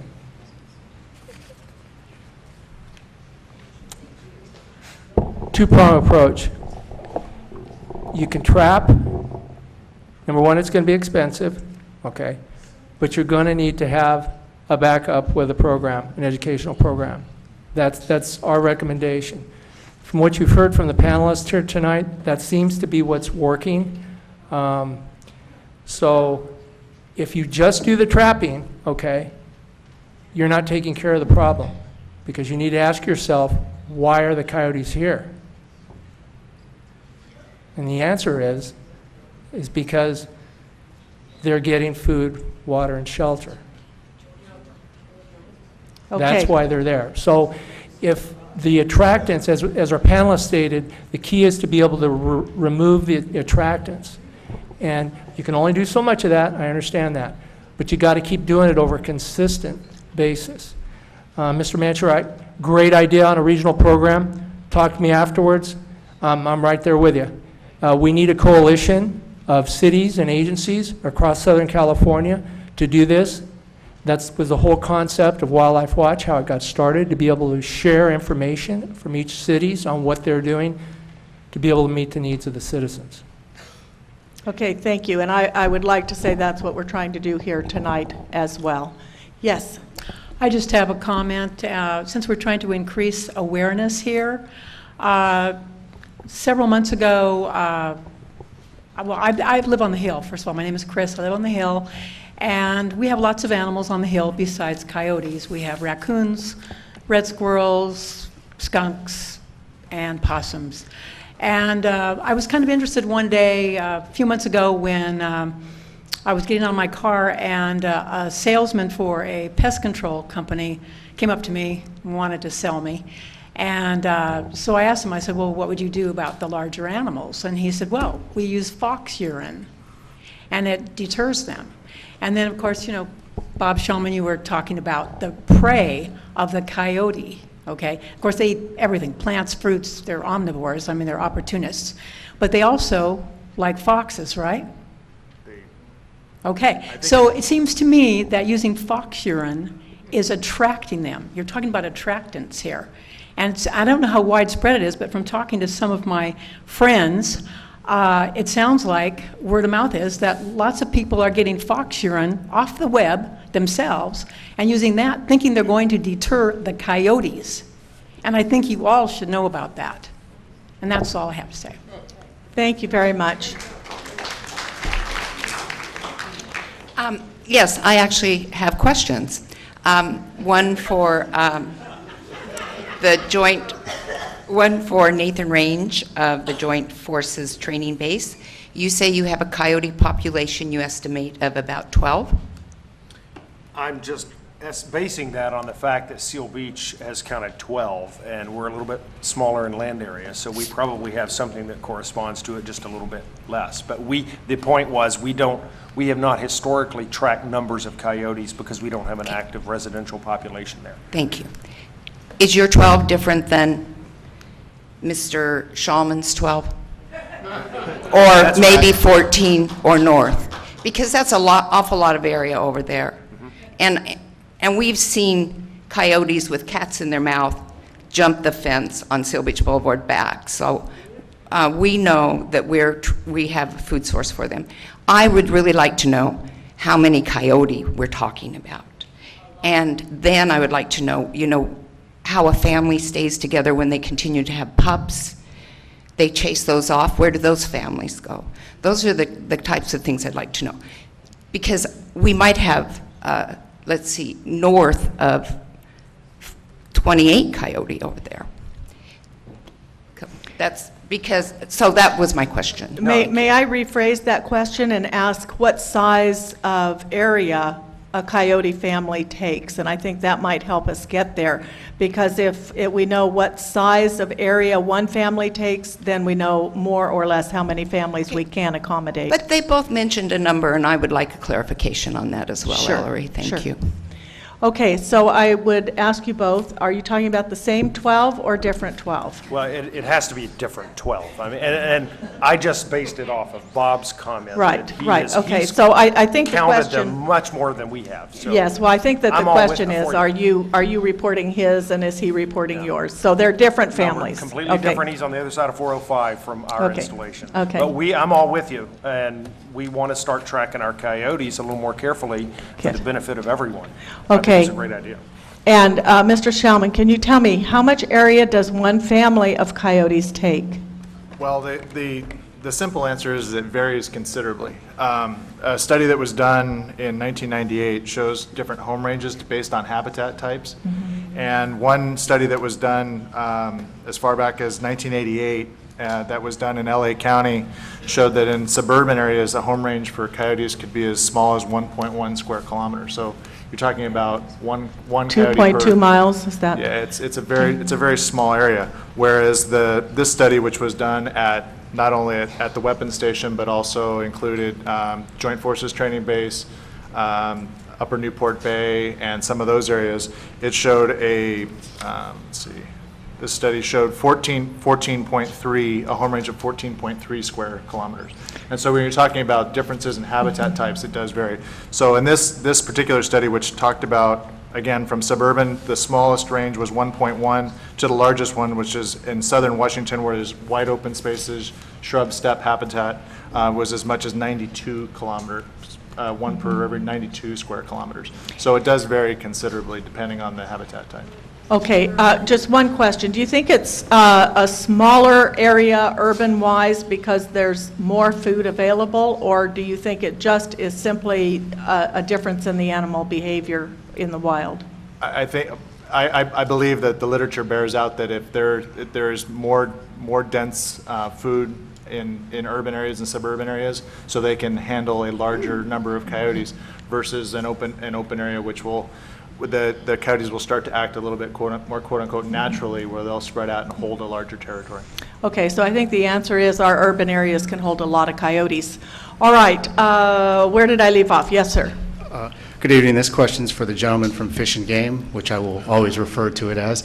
I'm glad you brought up accountability. Doesn't the buck stop, or at least include the Fish and Game Commission here? And I think people should be aware that, at least in the context of coyotes in general, that the commission is currently, and if you can confirm this or not, actually, this is two questions. So doesn't the buck stop with them? And is the Fish and Game Commission not currently being lobbied by groups like the Humane Society to increase protections for the coyote, which would most likely have a more detrimental impact, and people should be addressing it at that level versus this level? Good question. The state legislature gives the authority to the commission to work through the department. So the statute under 1801 of the Fish and Game Code allows the Fish and Game Commission, for example, in terms of what you're familiar with, fishing and hunting regulations. So the buck actually stops with what the law says, okay, as far as the state legislature is concerned. The commission will hear complaints, okay, if there's issues in terms of a regulation. Let's say you wanted to look at the regulation for feeding of coyotes. Currently, right now, we have a regulation that's called harassment of animals under 251.1, which is a misdemeanor that basically states that any activity that changes the feeding, sheltering, or reproductive behavior of an animal, a wild animal, a mammal per se, is a misdemeanor. So then hazing them is illegal? No. Okay. That sounds like harassment under that definition. It does, but under 4152, it allows the agencies to create educational programs to be able to protect its citizens. And hazing has been adopted by the federal government. It's supported by the humane societies to try to protect the coyote. So we're trying to protect the coyote as much as we are humans, but obviously we know that humans are number one. But that's a good point that you brought up, because maybe there does need to be a clarification in the laws or regulations that stipulates what agencies can do in terms of this, okay?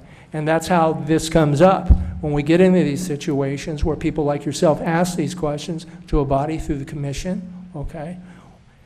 That's how change occurs. So you've brought up an excellent point, because the way you described it, it could be interpreted that way. That original regulation was not set for coyotes, okay, harassing coyotes. That was set up for people that were using automobiles and mechanical means to take fish or game in a hunting context. But if you look at it, it could be applied in that area. I don't know if you remember back years, it's been about 8 years ago when we had issues with the barges that moved all the birds off the coast, and we had all those terns. Remember when they fell off the barges and they drowned? That was one of the charging sections that I used in that investigation, and it did stick. But this is a good point, good question. And the Humane Society is lobbying the commission to further protect coyotes currently, right, at the WRC coming up? I can't comment on that because I really don't know. Okay. Thank you. Okay, thank you. And the next question, yes, sir. Larry Tupa, West Garden Grove. We have friends in Seal Beach. They have 3 toddlers under 5. They have a beautiful walled backyard that they're afraid to use because they're afraid that one of their kids is going to get chewed up, okay? And it's to the point where some of us cities are turning into like a third world situation with this problem that didn't happen yesterday. It's been going on for years. I can't walk my little dog at night without worrying about that. Okay, my question is this. We talked tonight here about a trapper, right? Whatever, hunter. Wouldn't he be the expert? Wouldn't he be the one to know roughly how many coyotes are around? He knows where their lair is, okay? Where they're born, he knows where the culverts and the caves are. By the way, is that trapper here tonight? I'd like to talk to him. Okay, because I think he could give us a lot of good information. Also, I understand that you can get bait that sterilizes coyotes. What we need to do, this is the recommendation, cities need to do a survey on the amount of animals they have, and if they come up with an amount that's excessive, say, okay, we must reduce the population by 50%, 75%, and go ahead and do it. Tonight, we're here to talk about ideas on prevention. I'm afraid, and I hope it doesn't happen, I may be standing up here at a church service for a toddler. We had a close case in Cyprus at Forest Lawn a couple of years ago. You will remember that. There's a tug-and-war between a mother and a 6-year-old child in daylight. The coyote had one end of the child, and she hung on to the other. Unfortunately, the coyote left. But that's the situation. We're heading towards a third world situation, and let's get over it once and for all. It didn't start yesterday. This has been going on 5 years ago. I was walking my dog 7 o'clock in the morning down the sidewalk, Clarny Avenue, West Garden Grove. I saw this dog coming towards me. I thought, a stray dog. I picked up our little dog. The coyote kept coming. I was yelling like a village idiot. He kept coming.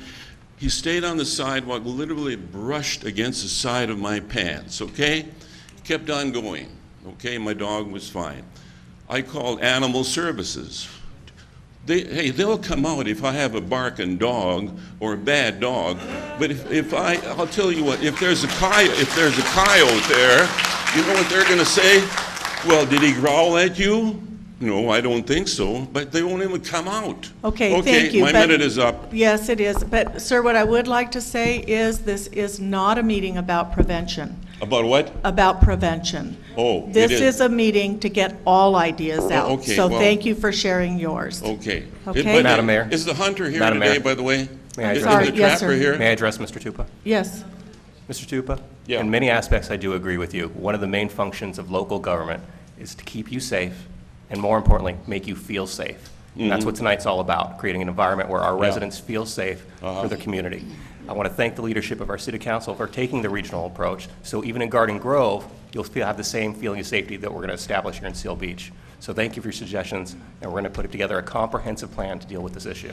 Let's get a count on those critters and see how many we can live with. And let's just keep enough so that they can keep the rabbit and the gopher population down, and stay away Okay. from our fat cats. I need to move on, or we're Fat going cats to, and all little- these other people aren't going to and get a little chance. kids. Okay, thank you very much. Yes, ma'am. Good evening.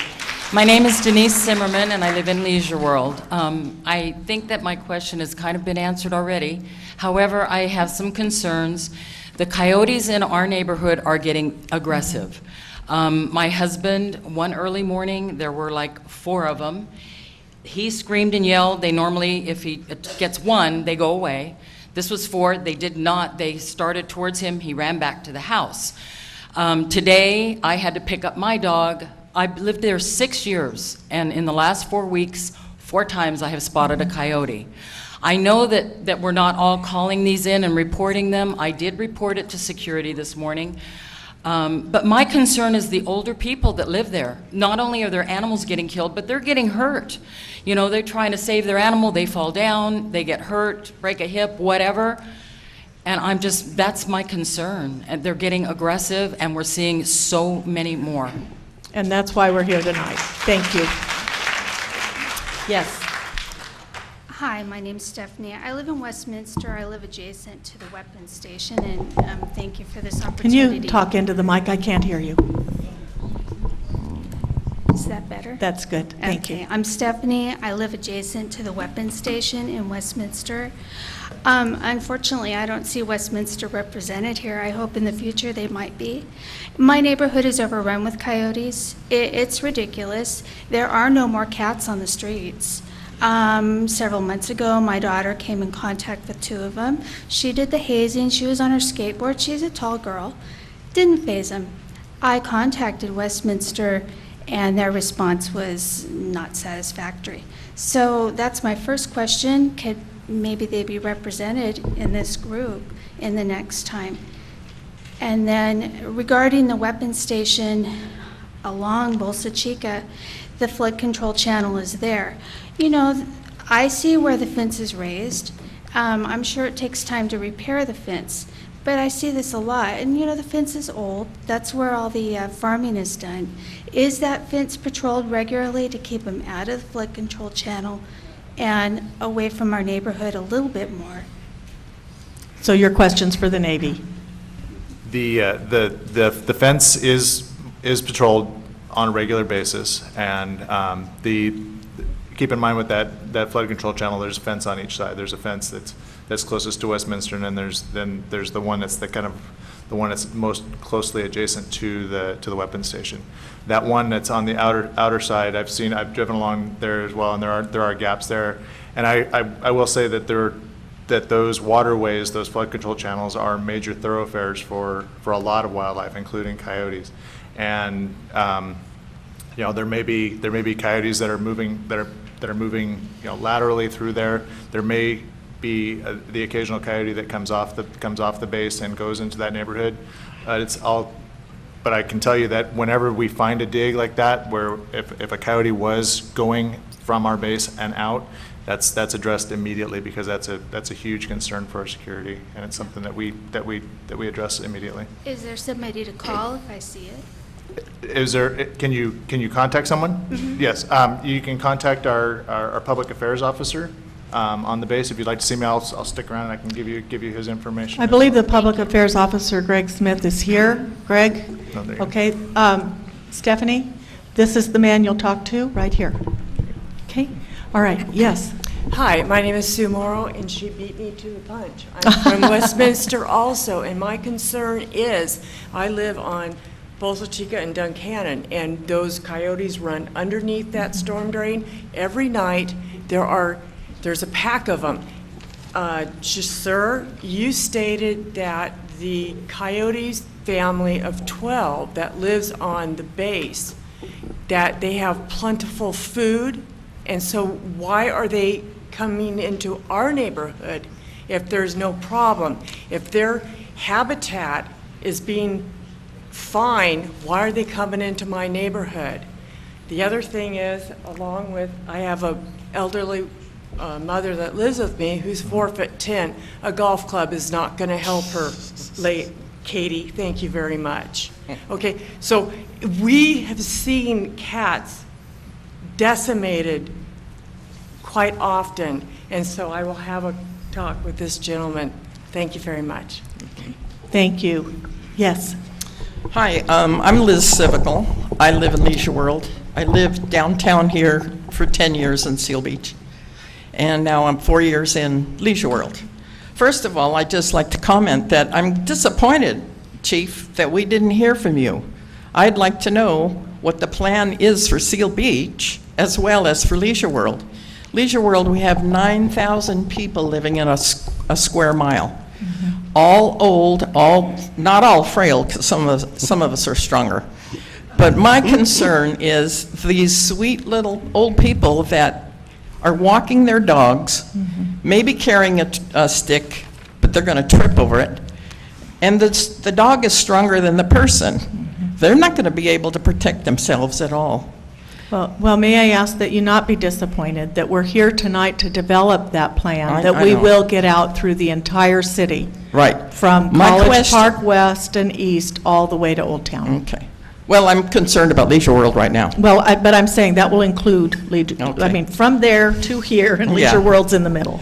Because I'm on the disaster preparation committee, like Jim Hoover. And this is a disaster, folks. It's a really big disaster. My question is, what if somebody shoots one of these animals? What's going to happen? Madam Mayor, I'm going to turn that over to the chief of police. thank you. Because he's the guy with the handcuffs. First off, Liz, I want Sally, you give Liz your golf club, because she could use it. Okay, I think she's capable with it.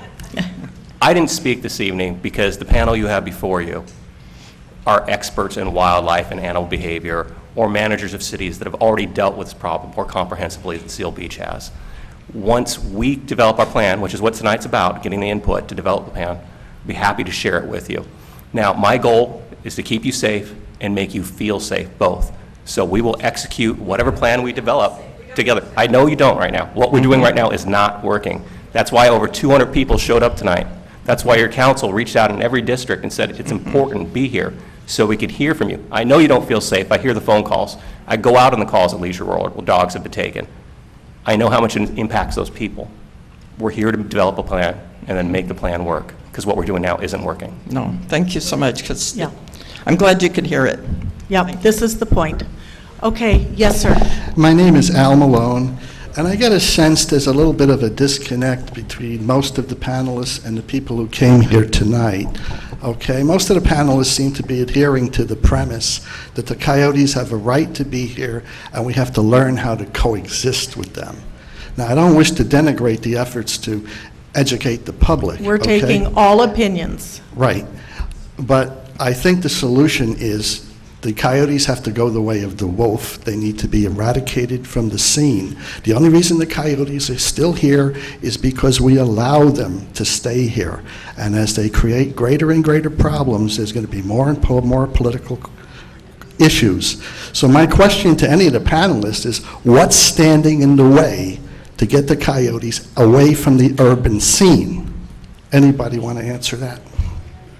Okay, could we get one quick answer? Because I want to get all the questions, and we're down to 15 minutes on the tape.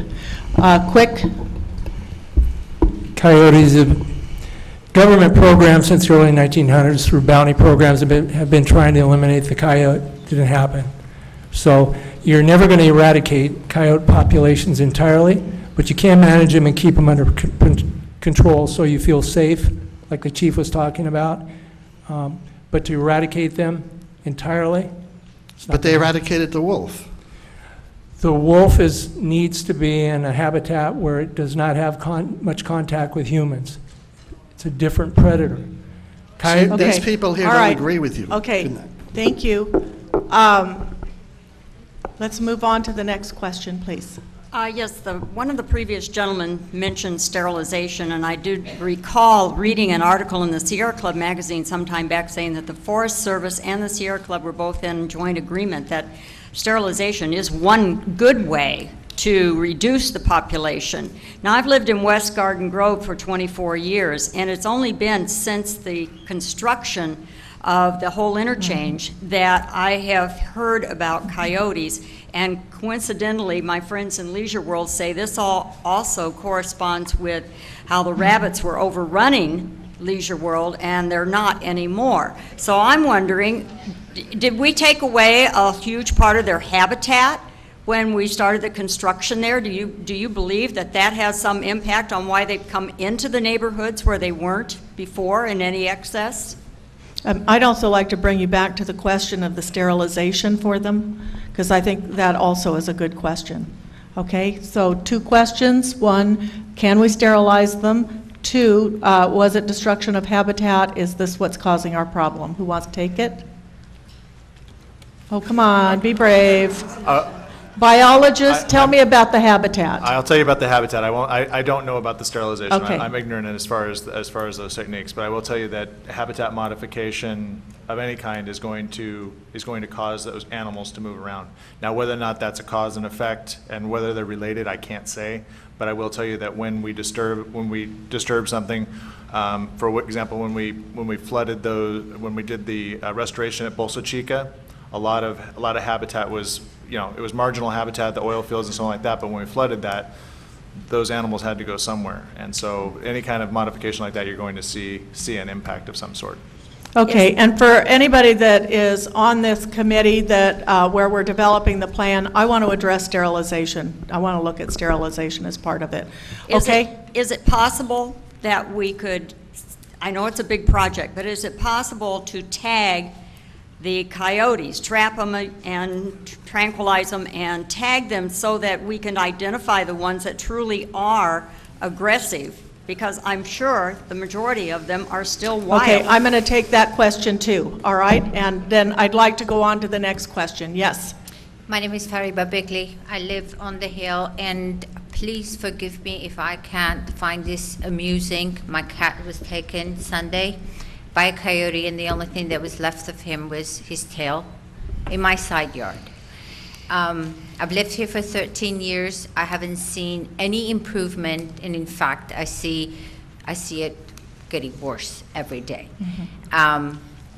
It's summer, it's hot, the doors and windows are open. We can't hide in our houses. We can't hide our cats and dogs. We can't follow our cats on top of the trees. That's not up to us. That's up to the city, that's up to the police to take care of us, to take care of our pets.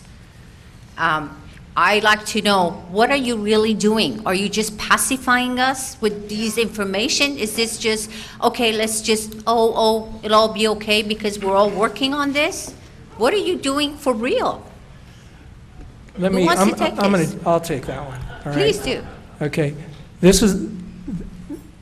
The city of Seal Beach has created this venue for you guys to be able to, since I've handled probably 40 cities in the last 5 or 6 years, there's a process where the emotion needs to get out from the public. We understand what you're going through. It's hard, and I understand that. I'm sure. But this is the first stage. Mayor Deaton has told you what they are planning to do with this information. Everybody's listening. This is being recorded right now. First stage, 13 years. I First understand. stage. And I'm so sorry that you lost your cat, but you got to know that you got city officials that are working. And I guarantee you, I can tell you right now, when I went to the city of Garden Grove and spoke, same thing, look where they've come. See the improvements with the city of Los Alamitos, Long Beach?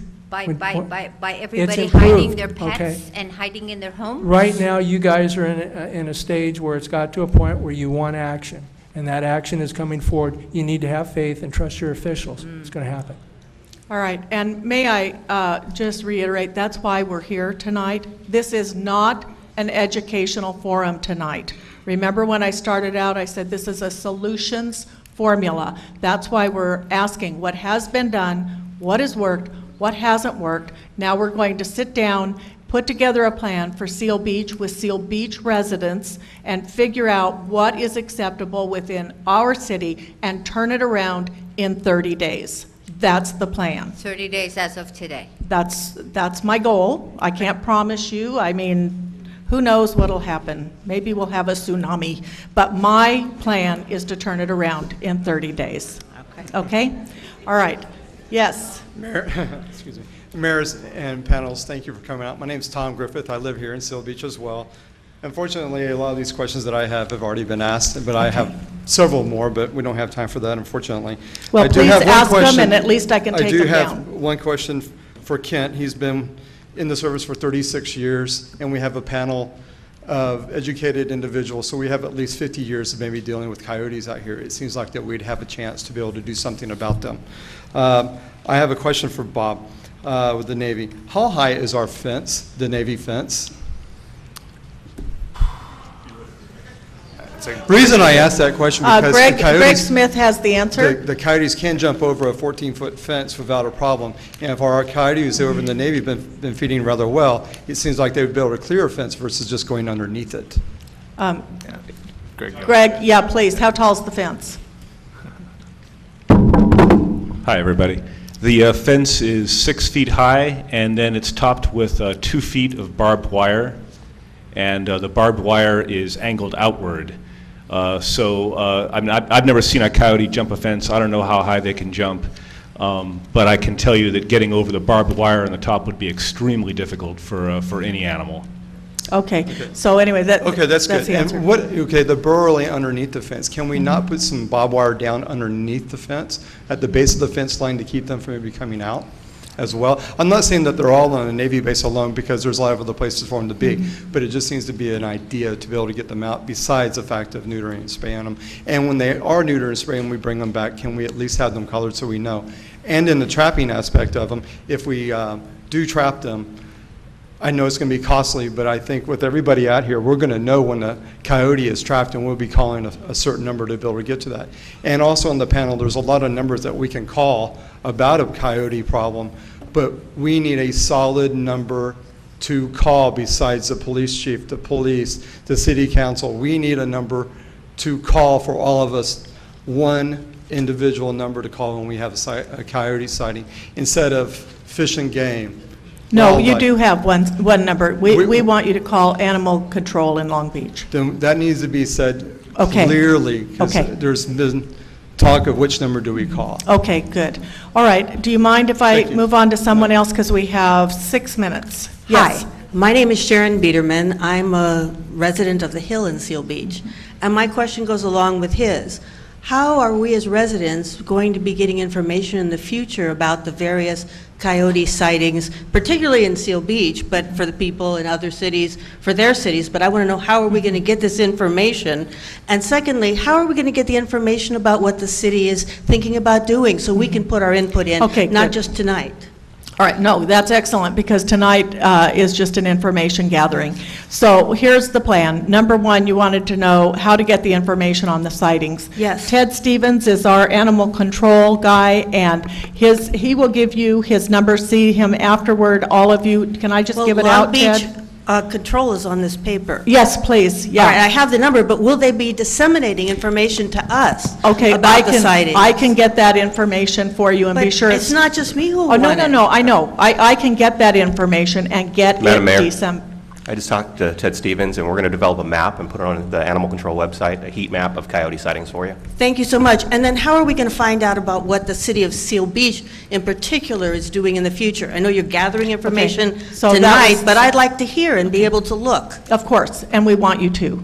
What we're going to do is sit down as a committee, look at the various plans that are out there, take the information that we're hearing tonight, put together a plan, and hold a public meeting where you can come and say, well, that's nice, but it doesn't address the problem, or, you've done a good job, thank you. Before you do the However- public meeting, is there a way for the residents to give their input? Well, that will be the method But to just give at your the meeting, input. there's no internet method that we can comment so that by the time you get to the meeting, you I will don't know, I have want to heard do from it in many 30 people. days, so, I don't think know. it's important to hurry. Okay, well, I agree because- with you. Yeah, I think it's important because we've gone through the information stage, we've tried that, we've tried signs, we've used every tool in our toolbox, and now I really want to turn this around. So when it comes, you'll know about it, it will be a public meeting, and then the plan will be open for change. It won't be a finished plan, okay?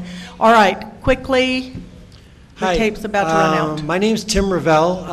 I have a PhD in animal behavior, and I teach at Mount San Antonio College, which is way up in Walnut, and I actually live here on the Hill. I've been here 4 years now. I take Westminster down to work. I see 3 or 4 coyotes just about every day along the base. I've dealt with this same kind of problem in the city of Walnut, and I've done lots of research on this. I've read most of the papers you guys have talked about, plus dozens of others. I have some ideas that you might look into that they've used in other states using shock collars on like sheep, because they have problems with wolves and coyotes taking sheep. They put these shock collars that'll zap the coyote that tries to take the animal. There might be something effective like that for cats. Sterilization will not work. I can tell you that. I can tell you why it works for rabbits. It's not going to work on the coyotes. And I would like to point out that the only people that have really done a good job of getting rid of coyotes have been those that have reintroduced wolves. Wolves are the only place where you see a 90% reduction in coyote populations. For the last 100 years, we've tried to trap, poison, shoot, and kill coyotes. We got rid of wolves, and as the gentleman said, it's a different animal. We could take those out, and we've wiped out what we're good at wiping out. You're not going to get rid of the coyote, and unfortunately our efforts to trap and shoot them get rid of the dumb ones, and then the smart ones, seriously, reproduce, and you end up with more of those. So you need to be very careful as we move forward. And my question is for the panelists of the 12 coyotes, is anybody really tracking these? Have they done mark recapture studies, or are we doing it just on how many we've seen at one time? These maps aren't going to work unless we really know they're individual coyotes. If 50 people see the same coyote and you got 50 spots on your map, it makes you think there's 50 coyotes there. Yeah. And so I would Okay, just urge Tim, you to- do me a favor. Give your information to Patrick Gallegos right here. Okay. And you we'll very further much. that with you. Tracking, is that something we should address in the management coyote plan? It is something that we've done in the past at the Navy, where we've monitored, we put radio collars on them and track their, how they move and so on like that. It's not something we've done recently. Okay. But All right, we'll come back to you then to discuss that idea. Okay, Real quick, I'm sorry. last one, Madam I'm Mayor? sorry. Hi. Last question, I'm sorry. Hi, this is Annelle Baum. I live on 3rd Street. I This is the have last a couple of question. suggestions, actually. Or one thing is, it's wolf urine is supposed to be effective, and it's spread on a perimeter of a home, and like every 30 feet has to be spread like every week or two to begin with. It can be bought online. And then I was doing some research today, and there's something called an aesthetic yard sentinel, and it's sold at Home Depot, and it's a unit that can be put onto a home, and it has a very high frequency that scares away wild animals. Coyotes is listed on it. That you might want to look into that, and maybe our neighborhood people would want to put that on their homes or in their backyards. Okay, now, I need to tell you it's 9 o'clock, and that means that SBTV3 has to stop their filming now. So, but what I want to do is those people that are still standing in line, you won't be on the tape, but I still want to take your questions, and then we'll wrap up the program, okay? Because you've been waiting patiently. Okay, go ahead. My name's Shar, and I live in Leisure World, but I just saw a coyote jump an 8-foot fence like a ballerina, okay? So they jump really high. My question is, lately, there has been a coyote with its puppy, and that is, the mother puppy is the one that went into somebody's house and grabbed the dog. They are stalking my neighbor, they are stalking people. The mother is teaching these puppies, this puppy, bad behavior. What's going to happen with that puppy? Yep, You know, we how's hear ya. that puppy We going hear to ya. act when Yep. it grows up? Yep, we hear you. We got a problem, and we're here to solve it. No, I mean on the behavior thing. No, you're right. It's a problem, yeah. Okay. So that's what we need to address, is we have some very habituated coyotes that are teaching habituated behavior to children. scary. And it is scary. So that's what we're doing here tonight. Thank you. Okay, yes. Hi, my name is Mary Beth, and I live in Long Beach. I have a lot of ties to Seal Beach, though. My question is for Ted Stevens, because one, it looked like you wanted to say something a minute ago, and two, I'm astounded that the manager of Long Beach ACS has not said a word for the last 2 hours when Long Beach ACS is who does animal control for Seal Beach. So I have two questions. One is more, do we have the statistics on sightings? Do we know what I've heard a lot of horror stories over the last month.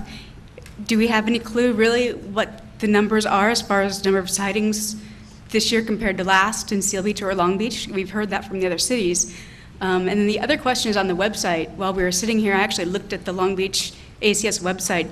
Coyotes are not mentioned at all. There's a wildlife button, and it talks about cats, and are cats a danger to birds? There needs to be something on the website that is obvious that talks about coyotes being a problem, what to do, how to report them. Okay, and first of all, may I say, the reason that Ted got off the hook tonight is he just spoke at length at our city council meeting, the last meeting on this. So go ahead, Ted. Yeah, I think unfortunately people are sick and tired of No, hearing from that's me. not it. No, but our website actually has a method to report sightings online. You don't even have to call us and stay on hold. You can report it under the wildlife section on our website. There's information about hazing, there's information about removing attractants. I just looked at it and couldn't find it, so maybe it's just not popping up on Okay, my well, phone or something. after the meeting, we'll look at it together and That'd I'll be show you. great. Yeah, we get email sightings every day. So we do get those online. That way you don't have to call. You can go to our website and do it that way. You don't have to wait on the hold or anything like that. So we try to make it easy. Okay, yes. Hi, Kim Caraggio, resident of Seal Beach. About 18 months ago, we had the same meeting with these same panelists, in addition to Greg and the two gentlemen seated to his left at City Hall in Seal Beach. Here we are today, 18 months later. Nothing was done after the last town hall meeting, except more domesticated animals have been eaten alive or mauled. At that meeting, responsible tax-paying citizens gave the panel ideas in which none have been implemented. 2 questions. What is different about this meeting? How long until we see, as tax-paying citizens, the freedom to enjoy our pets either in our own backyard or walk our pets in peace? 18 months ago, same panel with the addition of these 4 women on the left, and then these 3 gentlemen were there. I agree with you, and that's exactly what we did 18 months ago, but from a different idea.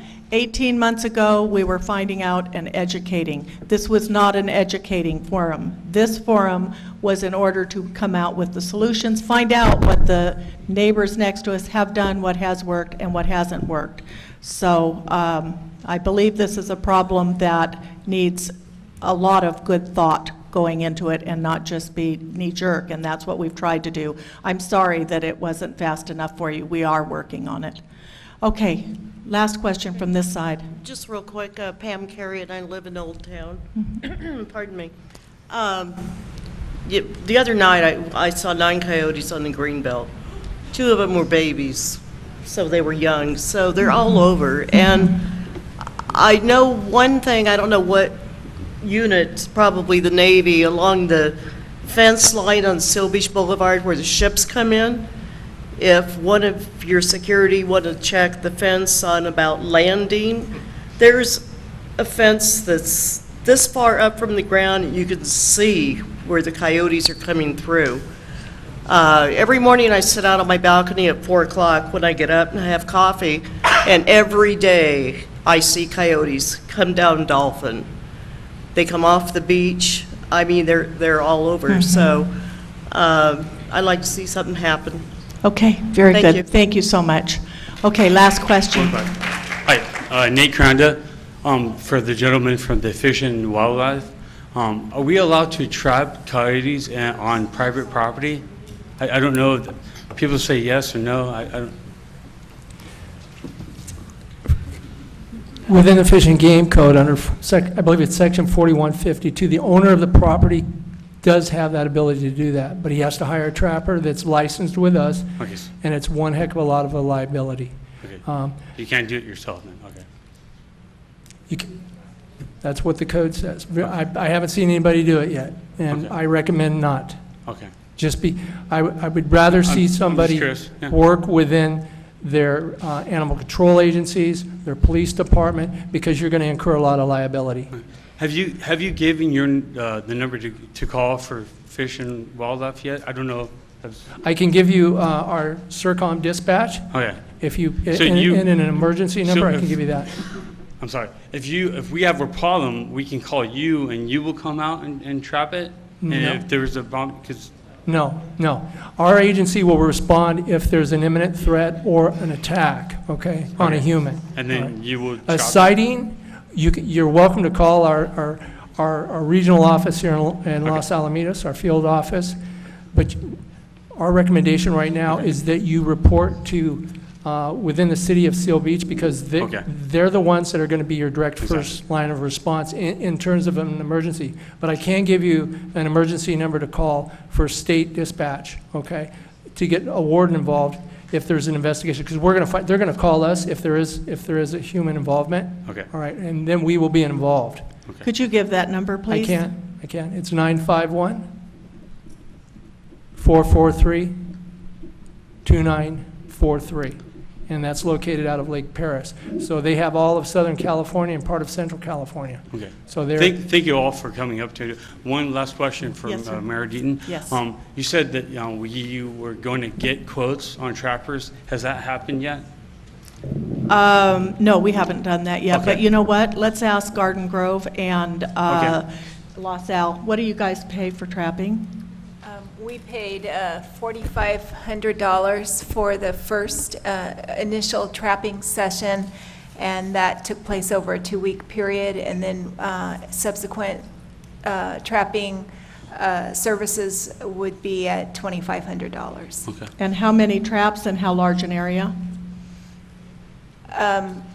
We asked our trapper, and I think partially the increased cost is because when they get started, they have to do a lot of analysis in terms of where the coyotes are coming in and what locations and where to place the traps. And they make, I know in our case, our trapper worked with the school district to alert them to the fact that they would be placing some traps in a channel behind the school property. So there was a lot of legwork involved in that. Yeah, so $4,500 initially, and that included an analysis of what's going on and then feedback to the city so that we could make a more informed decision going forward. Was that for the entire city of Garden Grove? Yes, we had been tracking all of the coyote sightings in advance of the trapper coming on board, so we were able to send those locations to him, and from looking at those locations, he was able to pinpoint key areas that were problem areas. Okay. We know about 3 different areas that we know coyotes come every night. So I don't think that needs a group to discuss that. And why are we trapping now? I don't. We just have to do it. And Okay. that's why I have a petition. So if anyone hasn't signed the petition, I'll be back there and you can sign it. And thank you very much. Thank you. So was your experience with trapping costs the same? It's about $2,500 is what we pay for the 2-week period. Okay. I don't know if it's because it's a smaller area or because we started so many years ago. Okay. But it's just $25 each. Now, I heard each it was caller. per trap. Is that not true? Okay. All right. Thank you very much. Now, before we break, let me just go through a couple of things. How many traps did you use? I can't tell She you how gave us many that traps, stat. but I did provide the number Yeah. of coyotes that were captured each time. One time, he only caught 1, the maximum was 4, but there are several traps out there during that period, and he comes out and removes a coyote and resets the trap, sometimes in a different area. They're euthanized. Okay, yes, you're not permitted by law to remove them. All right, so thank you very much for your comments. I realize that you're frustrated. I know it's been a long time. It's a very difficult subject for me because I love all animals, and to pick one animal over another is always a difficult decision, but I think this has gone beyond that point now to where the animals are actually threatening people. In the coming weeks, the Coyote Subcommittee will develop a coyote management plan. It will go before the City Council, and we will have a public meeting, and we will take your input. It will not be a final document, and so in any way that the community decides they'd like something else at that point, we'd certainly be willing to take a look at that. So with that, I would like to remind you that we have another hot topic, and that is toll lanes on the 405. And tomorrow night, The 405 Cities Coalition will hold a town hall forum to gather public input regarding the Caltrans' latest proposal to add toll lanes along the I-405 freeway between the SR 55 at Costa Mesa and the I-605 freeway at the LA County border. What you need to know is that this will be toll lanes that will stop at the LA County border. So it will impact us enormously. So if you have the time, tomorrow night, Thursday, September 11th, 6 o'clock p.m., Costa Mesa Neighborhood Community Center, if you would like to go see me, I have a flyer on it. So with that, thank you for coming, and thank you for your patience as we work through this.